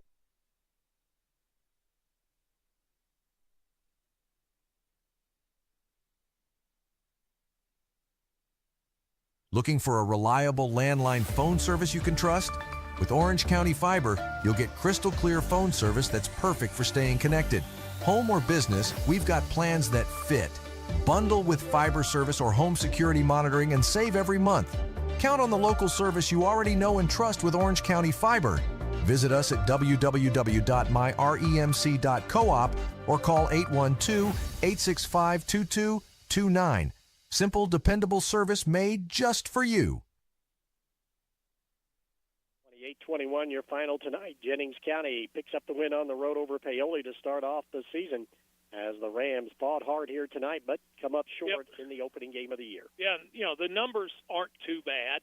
They were good at halftime, but then second half the injuries just caught up to Paoli, and the offense limited as far as the yards that they were able to gain. Paoli finished with 263 yards of total offense, 201 of that as a result of running the football, and 62 as a result of passing it. Breaking it down to the individual totals, Dawson Guidry, he leads the way as far as the rushing is concerned. He had 17 carries for 108 yards. Justin Thornton in the first half, remember he didn't play second half, he had 8 carries in the first half, gained 52 yards. He was second on the list. Then 20 yards gained for Emmett Schellenberger, who was Thornton's replacement at quarterback. He had 5 carries for those 20 yards. Then 10 yards for Chase Case on just 2 carries. 6 yards gained for Bryson Burkhead, 1 carry to get his 6 yards. Trey Robbins carried it twice, gained 5 yards, and Albertson in there for 1 carry for -2. Passing game, Justin Thornton, he was 1 out of 5 with an interception and a touchdown, 44 yards passing for him. Schellenberger, 1 completion on 5 attempts for 18 yards. The receptions, Ian Sullivan had 1 catch for 44 yards, and Robbins had 1 catch for 18 yards. As far as Jennings County is concerned, they total 247 yards of offense, 121 on the ground, 126 as a result of passing. The rushing totals look like this. Franks, he leads the way as far as number of carries. He had 22 carries for 54 yards. Machino, 8 carries for 60 yards, so he leads the way as far as yards gained. And 5 yards for Boer on just 2 carries. And Jace Cole, he had 1 carry for 2 yards. As far as the passing game is concerned, Brady Franks, he carried it or passed, 13 times, 7 completions on those 13 attempts for 126 yards. The completions, 1 to Messer for 37 yards, 3 to Beinecke. He had 16 yards total receiving. Keegan Wheeler got in there, 2 catches for 23 yards, and Machino 1 catch for 50. Team stats, 11 first downs for Paoli, 10 for Jennings County. Third down conversions, Paoli 2 of 6, Jennings County 2 out of 7. Make that Paoli 2 out of 7 also. Fourth down tries, both teams 0 for 2. Had 2 turnovers tonight. Paoli threw an interception. That was their 1 or 2. Had 2 turnovers, 1 lost fumble, and an interception. As far as Jennings County is concerned, they fumbled it 4 times and lost just 1 of those. A lot of penalties tonight. 7 against Paoli, 75 yards, 12 against Jennings County for a total of 110. Now we're going to get Coach's interview in next. We're going to get in one more break, and we'll get him in for some comments. You're listening to Rams Football on Mix 95.3. Financial investments are very important, but so are the investments of time, patience, and encouragement our young athletes receive from their coaches, teachers, and mentors. Jeremy Payton in Bedford and Andrew Hawkins in Paoli are Edward Jones financial advisors that understand this. That's why Jeremy and Andrew are a proud sponsor of Rams football, basketball, softball, and baseball on WUME FM. For all of your investment needs, visit edwardjones.com. Edward Jones, member SIPC. We continue with the Sullivan Financial Consulting of Raymond James post-game show. Head coach Sam Brzezinski joins us now. And boy, Coach, in the worst way, I wanted to talk to you about a win after your first game, but it did not happen here tonight. But this was a game that I don't know if you could even script it or figured out what was going to happen in this game, particularly the way that it did unfold in this contest. Yeah, I think for my first one, I got a little taste of every single thing I could have got a taste of. But we battled, just didn't come out the way we wanted to. What things stick out in your mind about this game, Coach? We found out how much depth we have, and we gained a little bit of depth at the same time. We were kind of throwing in guys that we had to throw in there, and they did a great job. They really fought. I'm really proud of the young guys. They were ready to give us a good look over the week, and then just kind of battled whenever they got thrown into positions that they weren't really ready for. So I'm proud of the young guys. Well, Coach, we got off to a great start tonight. Yeah, we came off hot. If we would have capitalized, like you were saying earlier off air, Dave, on that's the ball that was rolling on the ground, we got it, and then we just puttered out a little bit. But if we would have scored there, it would have been 21-0. I think we kind of put them away there, but just didn't fall our way, and it's kind of the name of the game, a little bit of adversity. So we tell our kids it's the greatest game because it teaches you all about life, right? Ups and downs, but at the end of the day, win or loss, all of our goals are still intact. That's why I preach to them after the game. Our goals are always there. Everything is ahead of us, and we want to be playing our best football in October and November, and we'll get there. We'll get there. Unfortunately, Coach, the momentum went Jennings County way right there before half when they got that interception and a touchdown. Yeah, partially on us, partially on me, kind of probably shouldn't have thrown it. Probably should have just ran the clock out and went to the half and been satisfied, but we kind of got a little greedy. So we'll learn from that. And you come out in the second half without your quarterback, so you already had to make some adjustments there. But I thought Emmett came in and did a nice job under some very difficult circumstances. Yeah, Emmett's a dude. Emmett is a dude. He's a junior. And I don't even know if he came off the field on special team. He played almost every single snap that we had today. So really proud of Emmett. He's the man. He came in there. He battled. He led a great drive to go tie it up. So I give that dude a lot of credit for staying ready. Not only did he lead the drive, Coach, but he got the big 2-point conversion as well. Yeah. We kind of called that play, and we said, Emmett, if you see it, go put it in your hands, right? Put it in the best athlete that we had on the field, and he kind of just did the rest. I'll give Jennings County credit, Coach. They came back with a big drive of their own to retake the lead. Yeah.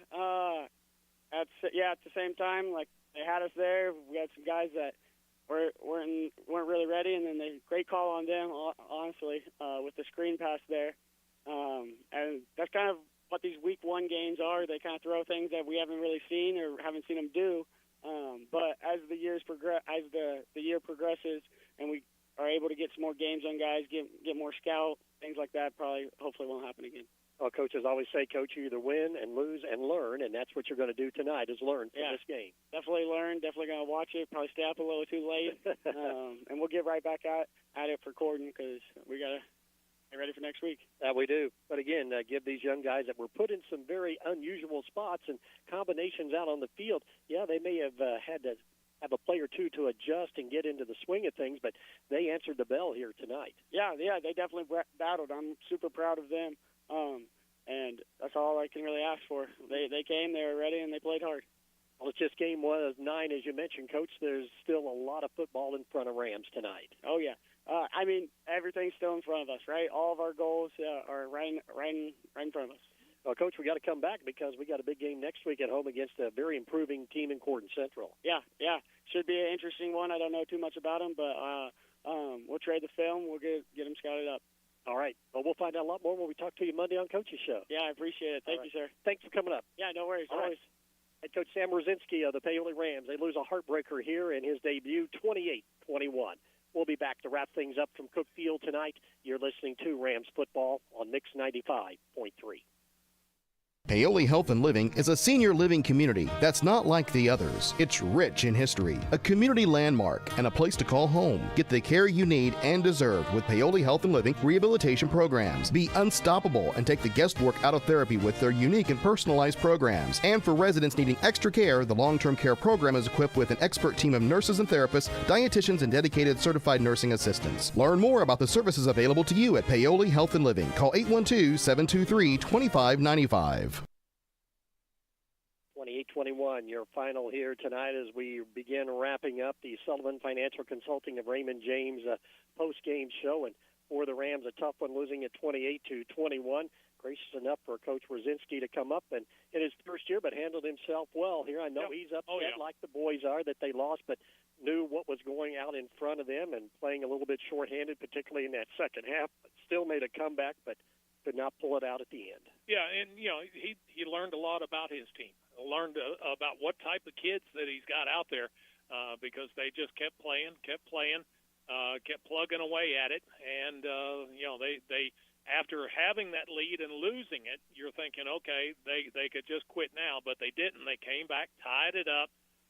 But with all of the injuries tonight, you're taking so many players off of the field, experienced players that you're losing there. Paoli just unable to stand up to the offense of Jennings County.